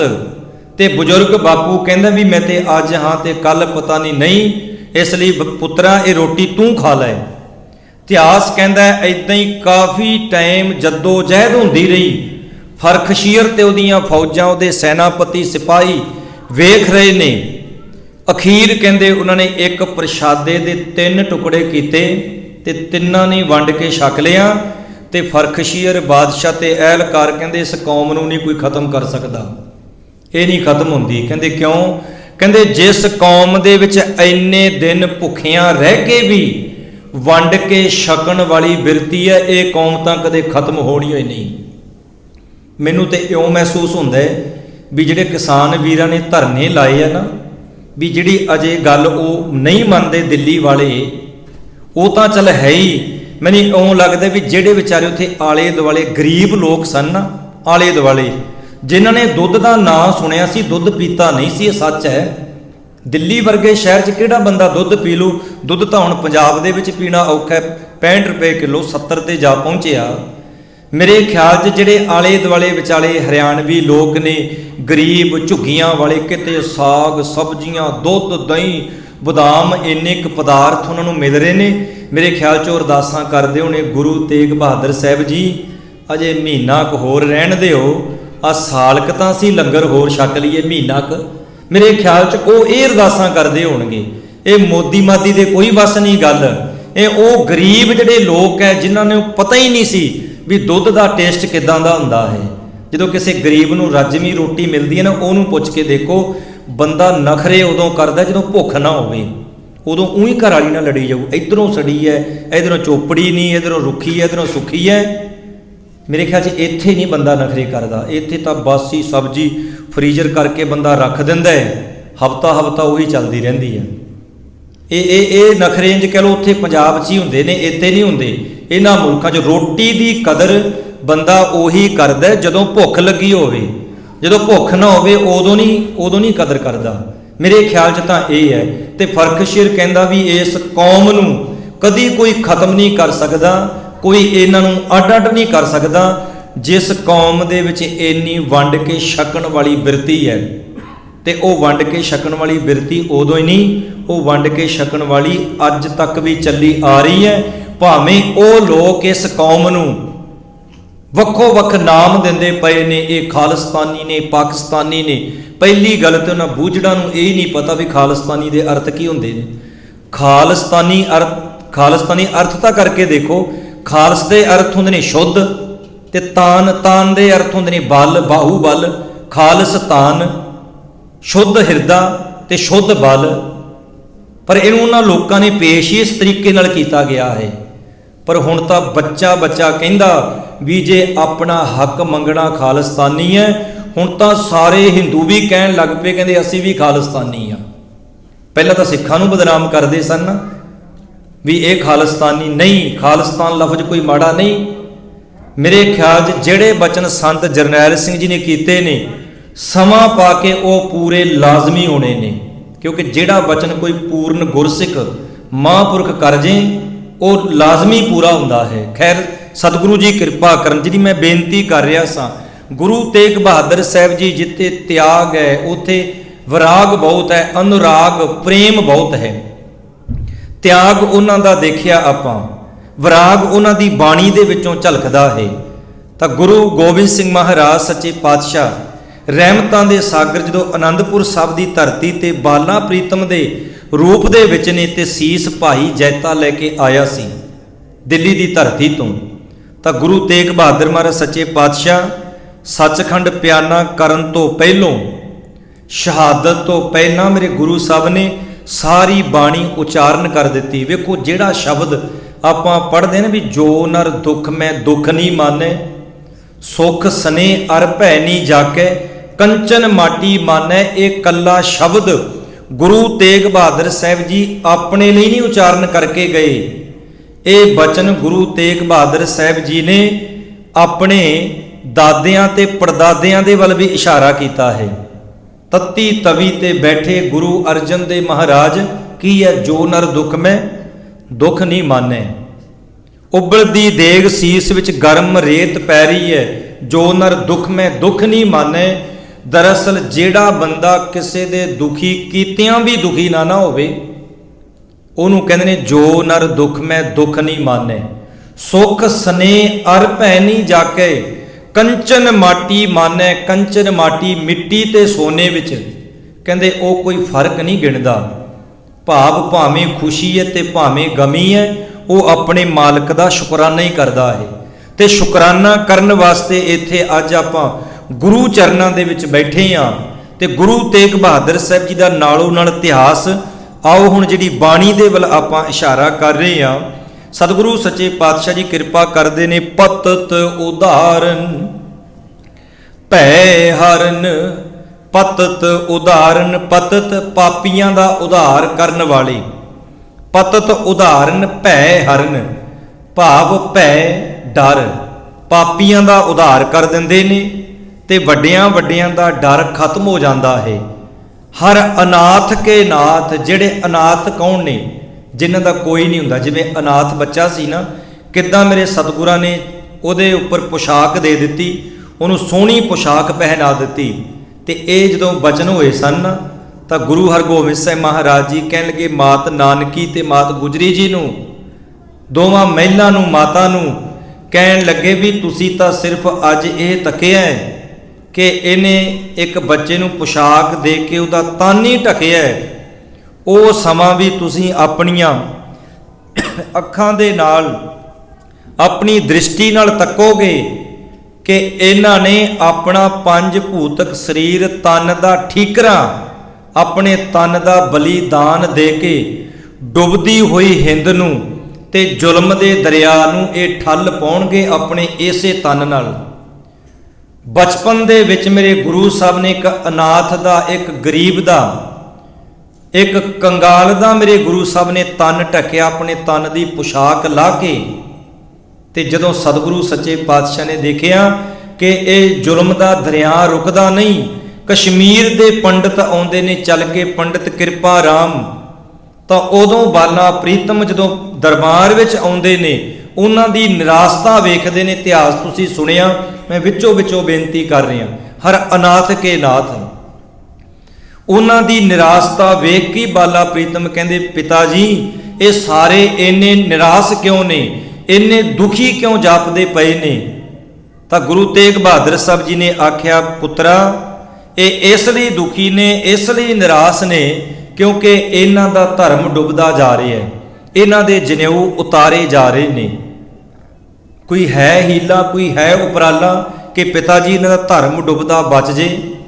ਤਾਂ ਉਹ ਬਚਨ ਤੁਹਾਨੂੰ ਯਾਦ ਹੀ ਨੇ ਕਿ ਗੁਰੂ ਤੇਗ ਬਹਾਦਰ ਸਾਹਿਬ ਜੀ ਕਹਿਣ ਲੱਗੇ, ਬਚ ਸਕਦਾ ਹੈ ਜੇ ਕੋਈ ਸੰਤ ਮਹਾਂਪੁਰਖ, ਕੋਈ ਬਲੀ ਪੁਰਸ਼, ਕੋਈ ਗੁਰੂ ਬੰਦਗੀ ਵਾਲਾ ਇਹ ਕਹਿ ਦਵੇ ਔਰੰਗਜ਼ੇਬ ਨੂੰ ਕਿ ਮੈਨੂੰ ਮੁਸਲਮਾਨ ਤੁਸੀਂ ਬਣਾ ਲਓ, ਆਪਣੇ ਤਨ ਦਾ ਬਲੀਦਾਨ ਦੇ ਦਵੇ, ਤੇ ਇਹਨਾਂ ਦਾ ਡੁੱਬਦਾ ਧਰਮ ਬਚ ਸਕਦਾ ਹੈ। ਤਾਂ ਉਸ ਸਮੇਂ ਬਾਲਾ ਪ੍ਰੀਤਮ ਨੂੰ ਕਿੰਨਾ ਵਿਸ਼ਵਾਸ ਹੈ, ਜਿਉਂ ਬਾਲਕ ਪਿਤਾ ਉੱਪਰ ਕਰੇ ਬਹੁ ਮਾਣ। ਇੱਕ ਮਾਸੂਮ ਬੱਚੇ ਨੂੰ ਆਪਣੇ ਪਿਓ ਤੇ ਆਪਣੀ ਮਾਂ ਤੇ ਜਿੰਨਾ ਮਾਣ ਭਰੋਸਾ ਹੁੰਦਾ, ਗੁਰੂ ਸਾਹਿਬ ਕਹਿੰਦੇ ਸਿੱਖਾ ਇੰਨਾ ਭਰੋਸਾ ਤੈਨੂੰ ਗੁਰੂ ਗ੍ਰੰਥ ਸਾਹਿਬ ਤੇ ਚਾਹੀਦਾ ਹੈ।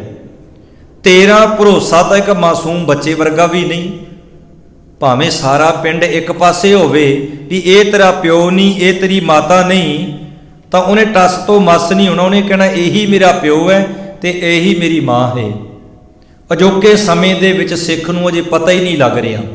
ਦਰਅਸਲ ਜਿਹਨੂੰ ਨਹੀਂ ਪਤਾ ਲੱਗ ਰਿਹਾ, ਮੇਰੇ ਖਿਆਲ 'ਚ ਉਹ ਅਜੇ ਸਿੱਖ ਹੀ ਨਹੀਂ। ਗੁਰੂ ਤੇਗ ਬਹਾਦਰ ਸਾਹਿਬ ਜੀ ਨੇ ਬਚਨ ਕੀਤਾ, ਬਾਲਾ ਪ੍ਰੀਤਮ ਗੁਰੂ ਗੋਬਿੰਦ ਸਿੰਘ ਮਹਾਰਾਜ ਕਹਿੰਦੀ ਤੁਹਾਡੇ ਨਾਲੋਂ ਵੱਡਾ ਮਹਾਂਪੁਰਖ ਗੁਰੂ ਕੌਣ ਹੋ ਸਕਦਾ ਹੈ? ਤੇ ਗੁਰੂ ਤੇਗ ਬਹਾਦਰ ਸਾਹਿਬ ਜੀ ਕਹਿੰਦੇ ਇਸੇ ਗੱਲ ਦੀ ਤਿਆਰੀ ਨੂੰ ਮੈਂ ਆਪਣੇ ਕੰਨਾਂ ਦੇ ਵਿੱਚ ਆਵਾਜ਼ ਪੈਣੀ ਸੁਣਨਾ ਚਾਹੁੰਦਾ ਸਾਂ, ਇਹ ਬੋਲ ਮੈਂ ਸੁਣਨੇ ਚਾਹੁੰਦਾ ਸਾਂ। ਬਸ ਉਹ ਹੁਣ ਤਿਆਰੀ ਹੋ ਚੁੱਕੀ ਹੈ। ਗੁਰੂ ਤੇਗ ਬਹਾਦਰ ਸਾਹਿਬ ਜੀ ਦਿੱਲੀ ਗਏ ਨੇ, ਸਤਿਗੁਰਾਂ ਦੀ ਸ਼ਹਾਦਤ ਹੋਈ ਹੈ। ਦਰਅਸਲ ਧੜ ਦਾ ਸੰਸਕਾਰ ਦਿੱਲੀ ਵਿੱਚ ਹੁੰਦਾ ਤੇ ਸੀਸ ਦਾ ਸੰਸਕਾਰ ਹੈ ਜਿਹੜਾ ਉਹ ਅਨੰਦਪੁਰ ਸਾਹਿਬ ਦੀ ਧਰਤੀ ਤੇ ਹੁੰਦਾ। ਉੱਥੇ ਕਿਉਂ ਆਉਂਦਾ ਹੈ? ਦਰਅਸਲ ਸਤਿਗੁਰੂ ਸੱਚੇ ਪਾਤਸ਼ਾਹ ਦੇ ਧੜ ਦਾ ਸੰਸਕਾਰ ਹੋਇਆ ਉੱਥੇ, ਸੀਸ ਕਿਉਂ ਆਇਆ? ਦਰਅਸਲ ਜਿੰਨਾ ਕੁਝ ਵੀ ਹੁੰਦਾ ਨਾ ਆਪਣੇ ਸਿਰ ਦੇ ਵਿੱਚ ਹੀ ਹੁੰਦਾ, ਆਪਣੇ ਦਿਮਾਗ ਵਿੱਚ ਹੀ ਹੁੰਦਾ, ਧੜ ਵਿੱਚ ਨਹੀਂ। ਇਹ ਹੈੱਡ ਹੈ ਸਾਡੀ ਧੜ ਦਾ। ਦਰਅਸਲ ਸੀਸ ਦਿਆ ਪਰ ਸਿਰ ਨਾ ਦਿਆ। ਸਤਿਗੁਰਾਂ ਨੇ ਧੜ ਤੋਂ ਸੀਸ ਤਾਂ ਵੱਖਰਾ ਕਰਵਾ ਲਿਆ, ਪਰ ਜੋ ਸੀਸ ਦੇ ਵਿੱਚ ਸਿਦਕ ਸੀ ਨਾ, ਉਹ ਸਿਦਕ ਟਿਕਾ ਕੇ ਧੰਨ ਗੁਰੂ ਤੇਗ ਬਹਾਦਰ ਸਾਹਿਬ ਮਹਾਰਾਜ ਜੀ ਨੇ ਸੇਵਾ ਡਿਊਟੀ ਭਾਈ ਜੈਤੇ ਦੀ ਲਾਈ ਸੀ। ਤੇ ਭਾਈ ਜੈਤਾ ਉਹ ਸੀਸ ਲੈ ਕੇ ਵਾਹੋਦਾਈ ਰਸਤੇ ਵਿੱਚ 5 ਪੜਾਅ ਕਰਦਾ, ਕਿੱਥੇ ਦਿੱਲੀ, ਕਿੱਥੇ ਅਨੰਦਪੁਰ ਸਾਹਿਬ, ਰਸਤੇ ਵਿੱਚ 5 ਪੜਾਅ ਕਰਦਾ ਕਰਦਾ ਭਾਈ ਜੈਤਾ ਕੀਰਤਪੁਰ ਸਾਹਿਬ ਦੀ ਧਰਤੀ ਤੇ ਪਹੁੰਚਿਆ। ਤੇ ਕੀਰਤਪੁਰ ਸਾਹਿਬ ਦੀ ਧਰਤੀ ਤੋਂ ਬੜੇ ਅਦਬ ਸਤਕਾਰ ਦੇ ਨਾਲ ਉਹ ਸੀਸ, ਦੋਵੇਂ ਗੁਰੂ ਕੇ ਮਹਿਲ ਤੇ ਸੰਗਤਾਂ ਬੜੇ ਅਦਬ ਸਤਕਾਰ ਨਾਲ ਸ਼ਬਦ ਗਾਉਂਦੀਆਂ, ਫਿਰ ਉਹ ਸੀਸ ਅਨੰਦਪੁਰ ਸਾਹਿਬ ਦੀ ਧਰਤੀ ਤੇ ਲਿਜਾ ਕੇ ਉੱਥੇ ਸੰਸਕਾਰ ਕੀਤਾ। ਜਿੱਥੇ ਦਿੱਲੀ ਵਿੱਚ ਗੁਰਦੁਆਰਾ ਸੀਸਗੰਜ ਸਾਹਿਬ ਬਣਿਆ ਤੇ ਉੱਥੇ ਅਨੰਦਪੁਰ ਸਾਹਿਬ ਦੀ ਧਰਤੀ ਤੇ ਵੀ ਗੁਰਦੁਆਰਾ ਸੀਸਗੰਜ ਸਾਹਿਬ ਬਣਿਆ ਹੈ। ਇਉਂ ਕਹਿ ਲਓ ਵੀ ਜੇ ਅੱਜ ਮੰਦਰਾਂ ਦੇ ਵਿੱਚ ਜਿਹੜੀਆਂ ਜੋਤਾਂ, ਜਿਹੜੇ ਦੀਵੇ ਜਗ ਰਹੇ ਆ ਨਾ, ਦਰਅਸਲ ਇਹ ਦੀਵਿਆਂ ਦੇ ਵਿੱਚ ਤੇਲ ਘਿਓ, ਜਿਹੜਾ ਸਾਨੂੰ ਤੇਲ ਘਿਓ ਵਿਖਾਈ ਦਿੰਦਾ ਹੈ, ਦਰਅਸਲ ਇਹ ਗੁਰੂ ਤੇਗ ਬਹਾਦਰ ਸਾਹਿਬ ਸੱਚੇ ਪਾਤਸ਼ਾਹ ਨੇ ਜੇ ਆਪਣੇ ਸੀਸ ਦਾ ਬਲੀਦਾਨ ਦਿੱਤਾ, ਜੇ ਸ਼ਹਾਦਤਾਂ ਦਿੱਤੀਆਂ, ਤਾਂ ਫਿਰ ਅੱਜ ਮੰਦਰਾਂ ਦੇ ਵਿੱਚ ਇਹ ਟੱਲ ਖੜਕ ਰਹੇ ਨੇ, ਉਹਨਾਂ ਦੇ ਵਿੱਚ ਗੀਤਾ ਦੇ ਪਾਠ ਹੋ ਰਹੇ ਨੇ, ਦੀਵੇ ਜਗ ਰਹੇ ਨੇ। ਜੇ ਗੁਰੂ ਤੇਗ ਬਹਾਦਰ ਸਾਹਿਬ ਜੀ ਸੀਸ ਦਾ ਬਲੀਦਾਨ ਨਾ ਦਿੰਦੇ, ਤੇ ਕਵੀ ਸੰਤੋਖ ਸਿੰਘ ਨੇ ਬੜੀ ਪਿਆਰੀ ਗੱਲ ਲਿਖੀ ਹੈ। ਉਹ ਕਹਿੰਦੇ ਛਾਏ ਜਾਤੀ ਏਕਤਾ ਅਨੇਕਤਾ ਬਿਲਾਏ ਜਾਤੀ, ਹੋਵਤ ਕੁਚੀਲਤਾ ਕਤੇਬਨ ਕੁਰਾਨ ਕੀ, ਪਾਪ ਹੀ ਪਰਪੱਕ ਜਾਤੇ ਧਰਮ ਤਸਕ ਜਾਤੇ, वर्ण गरक जाते सहत विधान की। देवी देव देहोरे संतोख सिंह दूर होते, रीत मिट जाती कथा वेदन पुराण की। कहते छाए जाती एकता, अनेकता विलाए जाती। सिर्फ ते सिर्फ कहते एको ही धर्म होना सी, इस्लाम धर्म। जे गुरु तेग बहादुर साहब जी कुर्बानी ना करदे, जे धन श्री गुरु गोबिंद सिंह साहब महाराज सच्चे पातशाह अपना सरबंस ना कुर्बान करदे, आ जिहड़ी मंदिरां दे विच अज टल्लियां खड़क रहीआं ने, गीता दे पाठ पठन हो रहे ने, ये नहीं सी होने। अज वो हालत हिंदुस्तान की होनी सी जिहड़ी मलेशिया दे विच हो रही है। मलेशिया दे विच लगभग पहला सनातन धर्म सी, उत्थे हुण उत्थे केवल ते केवल बुद्ध धर्म है। अफगानिस्तान आदਿਕ ये जिहड़ी हालत इन्हां मुल्कां दे विच है ना, यही हालत कहंदे हिंदुस्तान दे विच हिंदुआं दी होनी सी। ये सारी कुर्बानी, ये सारी महान देन धन धन साहिब श्री गुरु तेग बहादुर महाराज सच्चे पातशाह दी है। ते ओही मेरे सतगुरु जे बाणी विच उन्हां ने जिक्र कीता है ना, पतत उदाहरण भै हरन, हर अनाथ के नाथ। वो जिहड़ा वाहिगुरु है ना, अनाथ के नाथ, नाथ दे अर्थ हुंदे ने मालिक। अनाथ दे अर्थ नहीं जिहदा कोई भी ना होवे, उहदा मालिक वाहिगुरु है, काल पुरख परमेश्वर।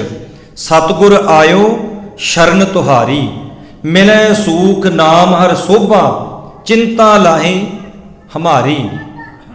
ते अमृत वेले दा बचन आया, दया करनंग दुख हरनंग, उचरणंग नाम कीर्तन। दयाल पुरख भगवान नानक लिपत न माया।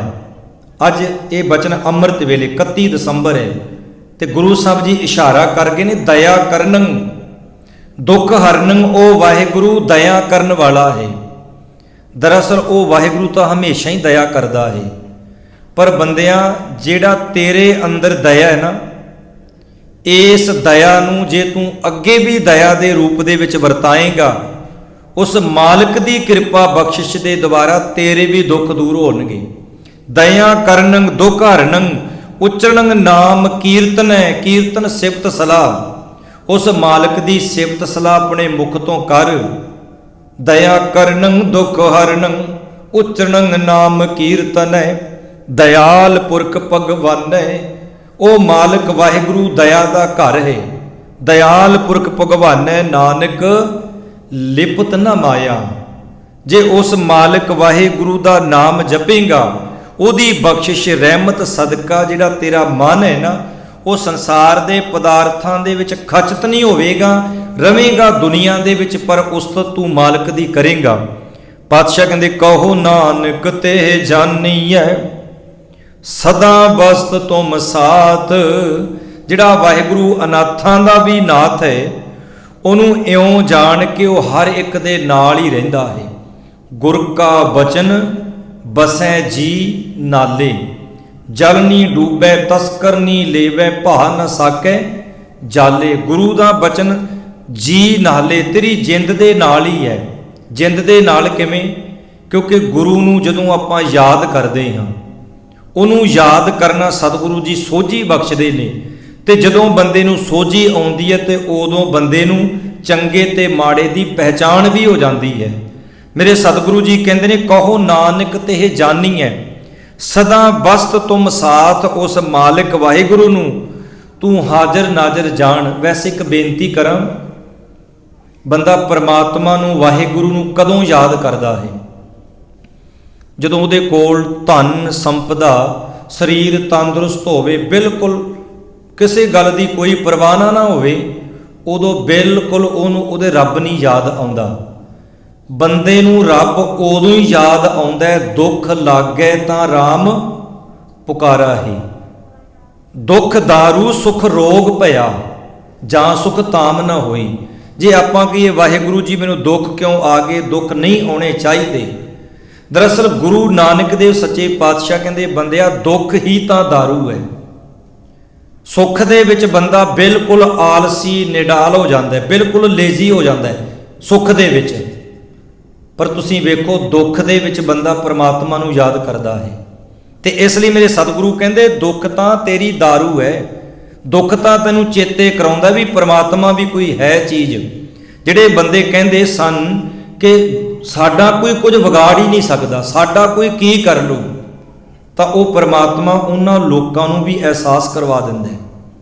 ਤੇ ਸਤਿਗੁਰੂ ਜੀ ਕਹਿੰਦੇ ਨੇ, ਕਿੰਨੀਆਂ ਉਦਾਹਰਨਾਂ ਨੇ, ਖਿਨਮੈ ਰਾਉ ਰੰਗ ਕੋ ਕਰੀ, ਰਾਉ ਰੰਗ ਕਰ ਡਾਰੇ, ਰੀਤੇ ਭਰੇ ਭਰੇ ਸਖਨਾਵੇ, ਇਹ ਤਾਂ ਕੋ ਵਿਵਹਾਰੇ।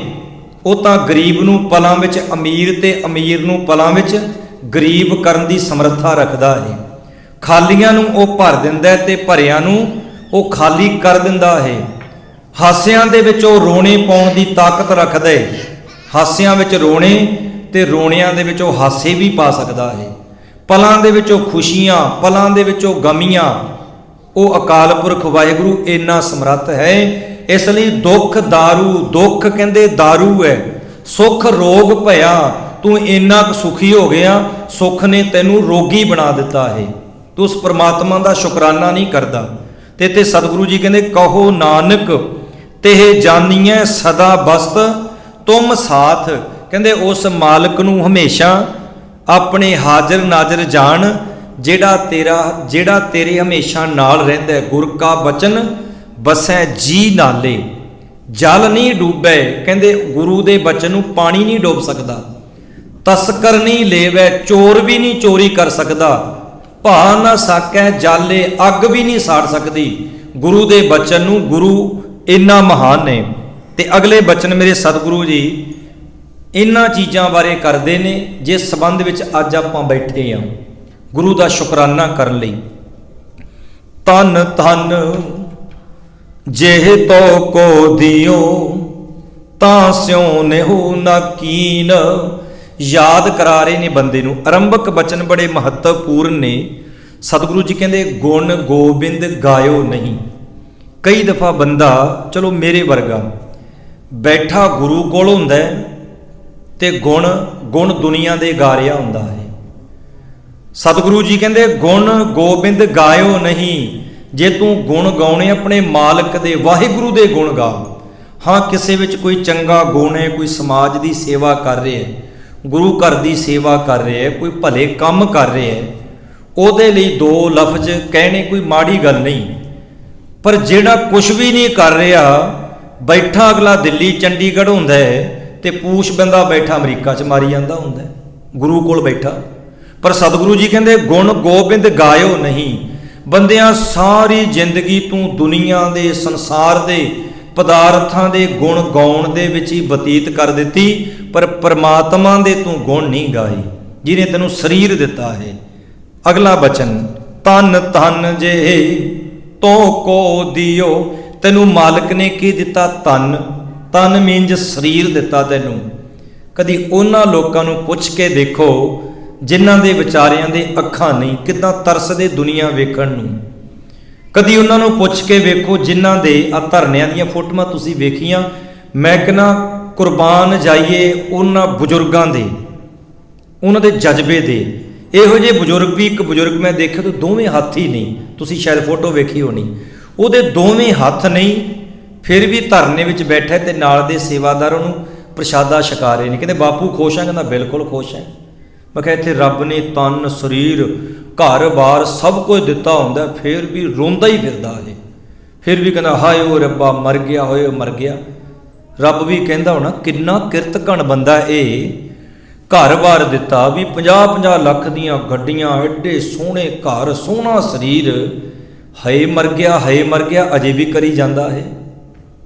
ਪਰ ਉਹਨਾਂ ਦੇ ਜਿਹਦੇ ਕੋਲ ਕੁਝ ਵੀ ਨਹੀਂ, ਉਹ ਵੀ ਉਸ ਮਾਲਕ ਦਾ ਸ਼ੁਕਰਾਨਾ ਕਰਦੇ ਨੇ। ਸਹੀ ਮੈਨੇ ਵਿੱਚ ਹੋਰ ਬੇਨਤੀ ਕਰਾਂ, ਜਜ਼ਬਾਤਾਂ ਤੋਂ ਬਿਨਾਂ ਤੁਹਾਡੇ ਅੰਦਰ ਕਦੀ ਵੀ ਕੁਰਬਾਨੀ ਕਰਨ ਦਾ ਉਤਸ਼ਾਹ ਨਹੀਂ ਪੈਦਾ ਹੁੰਦਾ। ਜਿੰਨਾ ਚਿਰ ਤੁਸੀਂ ਜਜ਼ਬਾਤੀ ਨਹੀਂ ਨਾ ਹੁੰਦੇ, ਉਹਨਾਂ ਚਿਰ ਤੁਹਾਡੀ ਅਣਖ ਨਹੀਂ ਜਾਗਦੀ। ਜਿੰਨੇ ਵੀ ਉੱਥੇ ਬੈਠੇ ਨੇ, ਜੇ ਉਹਨਾਂ ਦੇ ਅੰਦਰ ਜਜ਼ਬਾਤ ਹੈ ਨਾ, ਤਾਂ ਉਹਨਾਂ ਦੀ ਅਣਖ ਜਾਗੀ, ਆਪਣੇ ਹੱਕ ਲਈ ਬੈਠੇ ਨੇ। ਖੈਰ ਵਿਸ਼ੇ ਵੱਲ ਆ ਜਾਈਏ। ਤਨ ਧਨ। ਪਹਿਲਾਂ ਵਾਹਿਗੁਰੂ ਨੇ ਸਾਨੂੰ ਦਿੱਤਾ ਤਨ।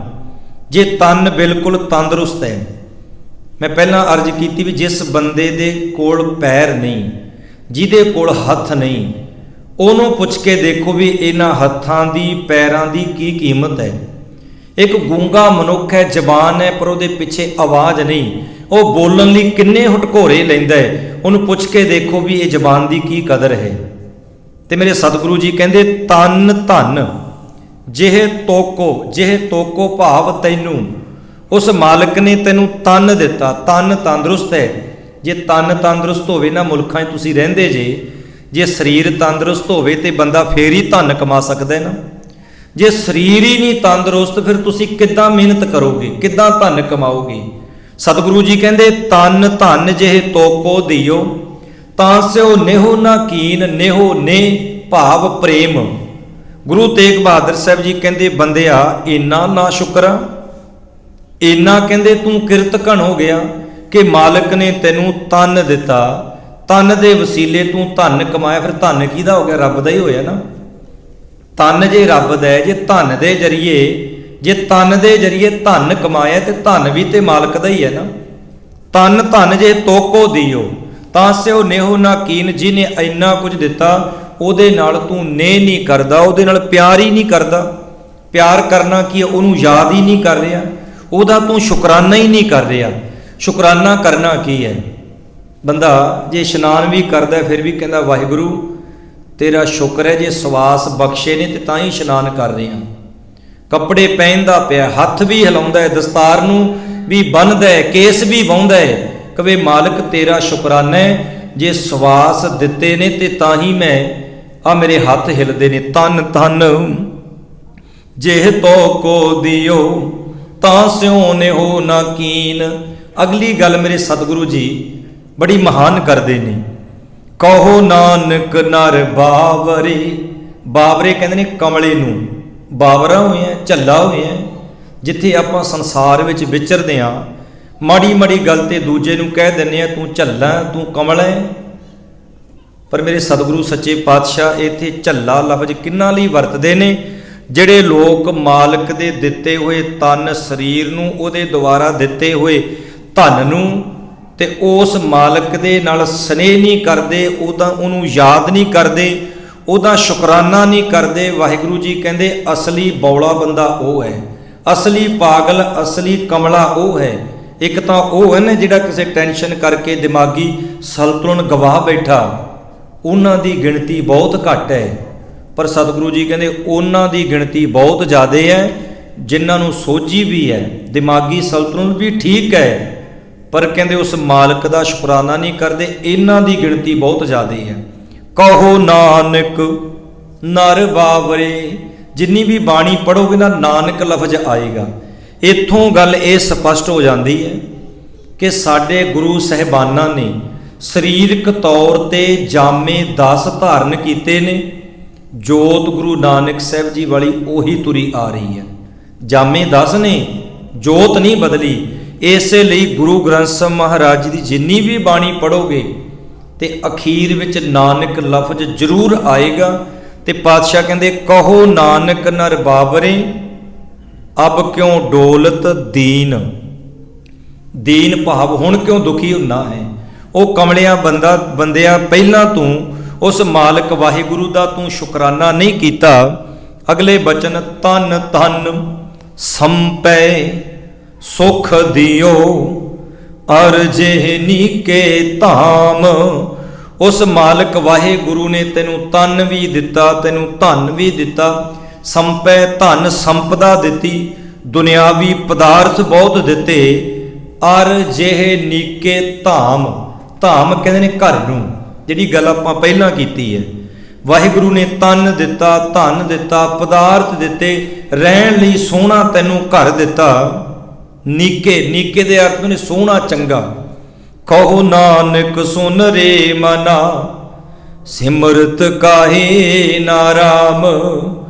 ਓਏ ਝੱਲਿਆ ਮਨਾ ਉਸ ਮਾਲਕ ਨੂੰ ਸਿਮਰਤ ਦੇ ਅਰਥ ਨੇ ਉਸ ਮਾਲਕ ਵਾਹਿਗੁਰੂ ਨੂੰ ਤੂੰ ਯਾਦ ਕਿਉਂ ਨਹੀਂ ਕਰਦਾ। ਰਾਮ ਦੇ ਅਰਥ ਨੇ ਰਮਿਆ ਹੋਇਆ, ਉਹ ਮੇਰਾ ਮਾਲਕ ਵਾਹਿਗੁਰੂ ਪਰਮਾਤਮਾ। ਸਭ ਸੁਖ ਦਾਤਾ ਰਾਮ ਹੈ ਦੂਸਰ ਨਾਹਿਨ ਕੋਏ। ਸਾਰੇ ਸੁੱਖਾਂ ਦਾ ਦਾਤਾ ਕੌਣ ਹੈ? ਰਾਮ ਕੌਣ ਹੈ? ਰਮਿਆ ਹੋਇਆ ਉਹ ਅਕਾਲ ਪੁਰਖ ਵਾਹਿਗੁਰੂ। ਇੱਕ ਹੈ ਰਾਮ ਤੇ ਇੱਕ ਹੈ ਰਾਮਚੰਦਰ। चलो मैं इस विषय ਨੂੰ भी थोड़ा जिहा खोलां। कृष्ण जी ते रामचंद्र महात्मा बुद्ध आपो अपने समय दे विच बड़े वड्डे धार्मिक पैरोकार होए ने उन्हां दे उस धर्म दे। पर तुसीं जदों पढ़दे हो ना वाल्मीकि रामायण उहदे विच एक गाथा लिखी है। जिस समय रामचंद्र जी ने अपने सारे पैरोकारां नूं एक गल आखी भी जिन्ना चिर मेरा राज है ना, मेरे राज विच जिन्ना चिर मैं राज भाग करदा उन्ना चिर मेरे राज विच किसी भी माँ प्यो दे बच्चे धी पुत्र की मौत नहीं होनी जिन्ना चिर मैं हाँ। और सारिਆਂ ने जदों ये स्नेह संदेश सुनिया बड़े खुश होए। इन्ने समय नूं एक जिहड़ा ब्राह्मण सी वो रोंदा पिटदा दुहथड़े मारदा। वैसे जिहड़ी मंदिरां दे विच हुण गीता प्रकाश है ना, ये तुलसी दी जिहड़ी लिखी है वो है। जिहड़ी वाल्मीकि रामायण है ना वो शूद्र जान के मंदिरां दे विच उन्हां ने रखी हुई नहीं भी शूद्र दी लिखी है। असली जिहड़ी रामायण है वो वाल्मीकि रामायण ही है जिहदे विच सच्चाई लिखी है पूरी, ये उहदे विच गाथा लिखी है।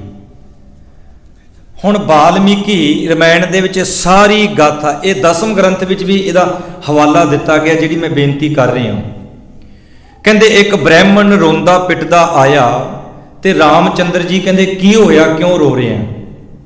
हुण उहने ते भगवान कहणे ही, वो कहंदा रामचंद्र जी भगवन तुहाडे राज भाग विच तुसीं वादा कीता कि जिन्ना चिर मैं आ मेरा राज भाग है किसी की मौत नहीं होवेगी। मेरे तां नौजवान पुत्र की मौत हो गई। वो कहंदे कारण की है, किवें मौत हुई। ते ब्राह्मण बड़ा चलाक सी, वो कहंदा मौत होनी है जी तुहाडे राज भाग दे विच तां जिहड़े शूद्र लोक ने वो भी तप करन लग पे, वो भी राम राम जपदे पए ने। कहंदे कौन है वो, ਉਹਦਾ नाम दसो कि ਉਹਦਾ नाम सी संबूक ऋषि।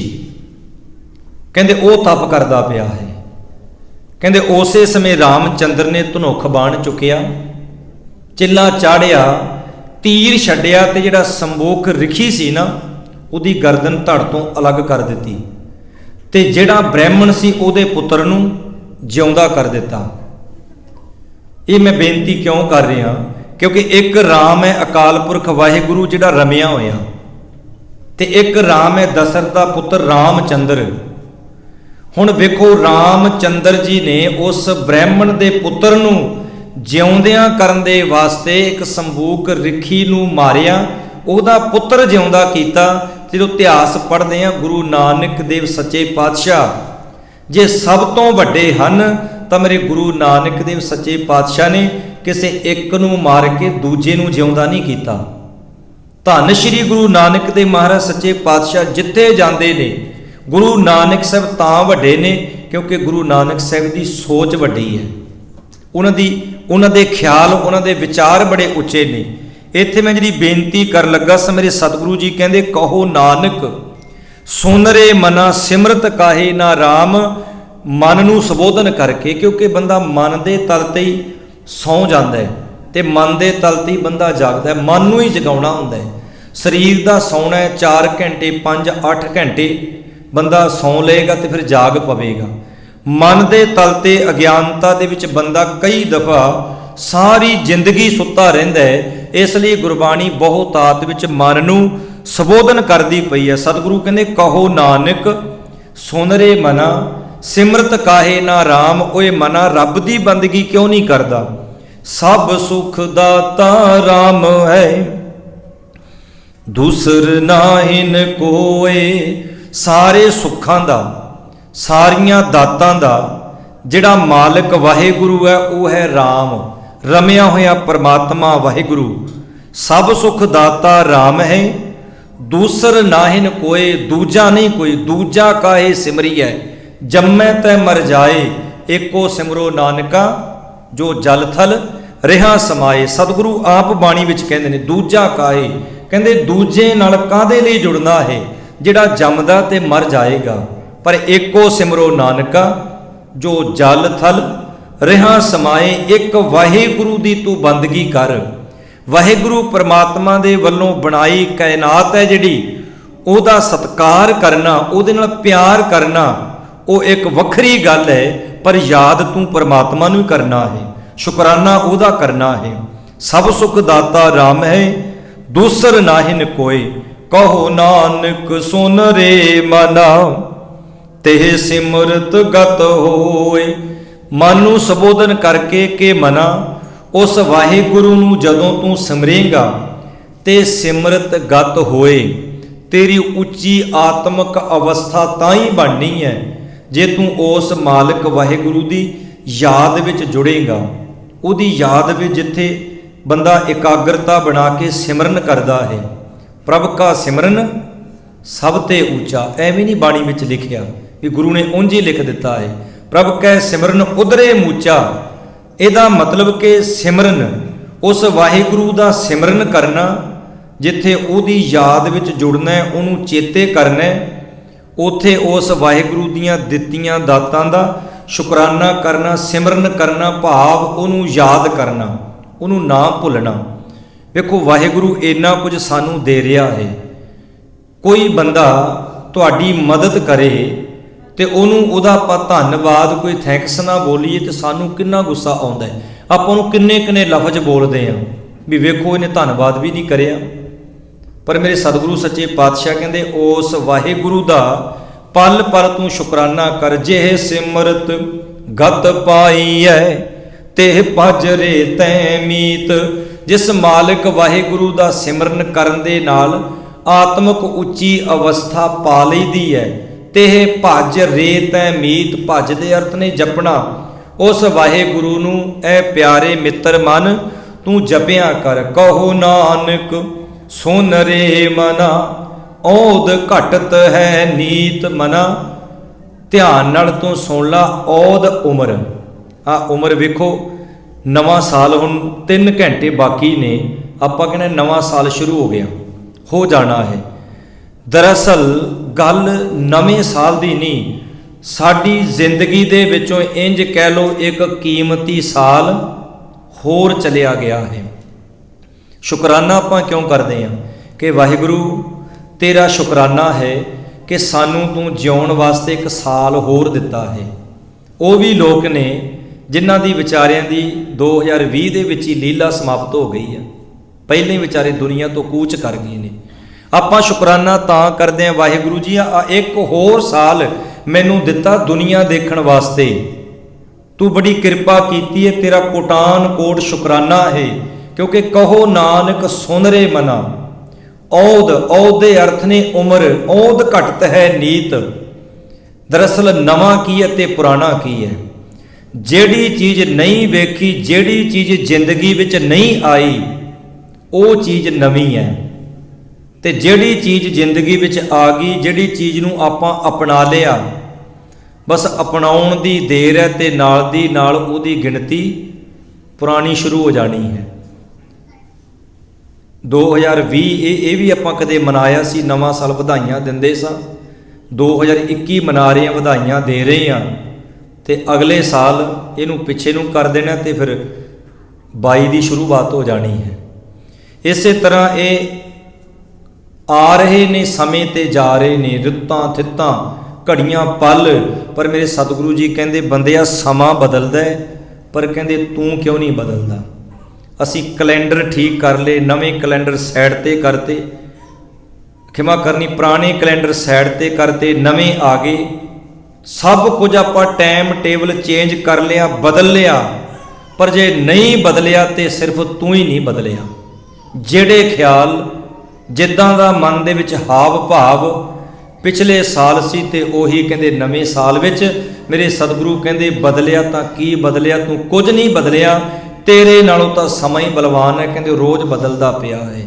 ਬਦਲਦਾ ਸਮਾਂ ਤੈਨੂੰ ਇਸ ਗੱਲ ਦਾ ਅਹਿਸਾਸ ਕਰਦਾ ਪਿਆ ਹੈ। ਤੂੰ ਵੀ ਬਦਲ ਜਾ, ਪਰ ਤੂੰ ਕੀ ਬਦਲਣਾ?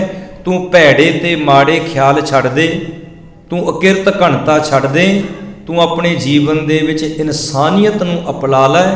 ਜਿਨ੍ਹਾਂ ਨਾਲ ਬੋਲ ਚਾਲ ਵੈਰ ਵਿਰੋਧ ਈਰਖਾ ਸੀ, ਕਹਿੰਦੇ ਉਹ ਤਿਆਗ ਦੇ ਤੇ ਬਿਰਤੀ ਬਣਾ ਲਾ। ਵਿਸਰ ਗਈ ਸਭ ਤਾਤ ਪਰਾਈ। जब ते साध संगत मोहे पाई, ना को बैरी नहीं बेगाना, सगल संग हमको बनियाई। बिसर गई भाव भुल गई, मैनू पराई तात ईरखा भुल गई। कदों? जदों दी साध संगत मिली है। बिसर गई सब तात पराई, जब ते साध संगत मोहे पाई, ना को बैरी नहीं बेगाना।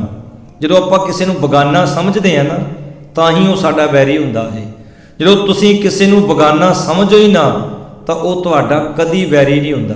ਸਤਿਗੁਰੂ ਜੀ ਕਹਿੰਦੇ ਨਾ ਕੋ ਵੈਰੀ ਨਹੀਂ ਬੇਗਾਨਾ, ਸਗਲ ਸੰਗ ਹਮਕੋ ਬਣਾਈ। ਇਹਦੇ ਅਰਥ ਮੇਰੇ ਗੁਰੂ ਸਾਹਿਬਾਨਾਂ ਨੇ, ਇਹਦੇ ਅਰਥ ਗੁਰੂ ਦੇ ਸਿੱਖਾਂ ਨੇ, ਭਾਈ ਕਨ੍ਹਈਏ ਵਰਗਿਆਂ ਨੇ ਰਣ ਤੱਤੇ ਤੇ ਮੈਦਾਨੀ ਜੰਗ ਦੇ ਵਿੱਚ ਕਰਕੇ ਵੀ ਦੱਸੇ ਨੇ। ਜੋ ਗੁਰਬਾਣੀ ਵਿੱਚ ਲਿਖਿਆ ਹੈ ਗੁਰੂ ਦੇ ਸਿੱਖਾਂ ਨੇ ਪ੍ਰੈਕਟੀਕਲ ਜ਼ਿੰਦਗੀ ਜੀਵਨ ਬਤੀਤ ਕਰਕੇ ਦੱਸੀ ਹੈ।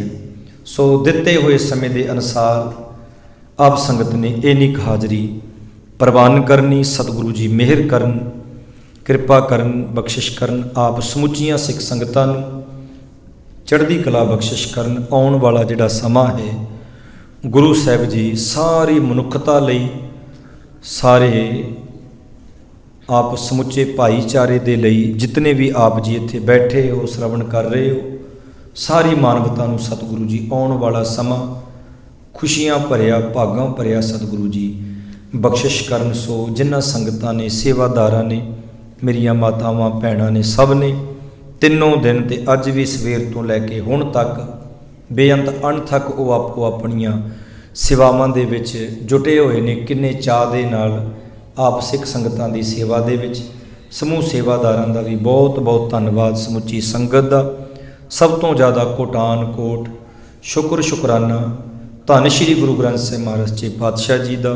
ਸੋ ਸਮੂਹ ਟਰੱਕ ਡਰਾਈਵਰ ਵੀਰਾਂ ਵੱਲੋਂ, ਸੇਵਾਦਾਰਾਂ ਵੱਲੋਂ ਜੋ ਅਖੰਡ ਪਾਠ ਸਾਹਿਬ ਗੁਰੂ ਕੇ ਲੰਗਰਾਂ ਦੀਆਂ ਸੇਵਾਵਾਂ ਗੁਰੂ ਸਾਹਿਬ ਨੇ ਬਖਸ਼ਿਸ਼ ਕੀਤੀ ਹੈ, ਸਭ ਦੀਆਂ ਗੁਰੂ ਸਾਹਿਬ ਜੀ ਪ੍ਰਵਾਨ ਕਰਨ।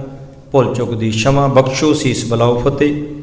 ਵਾਹਿਗੁਰੂ ਜੀ ਕਾ ਖਾਲਸਾ, ਵਾਹਿਗੁਰੂ ਜੀ ਕੀ ਫਤਿਹ।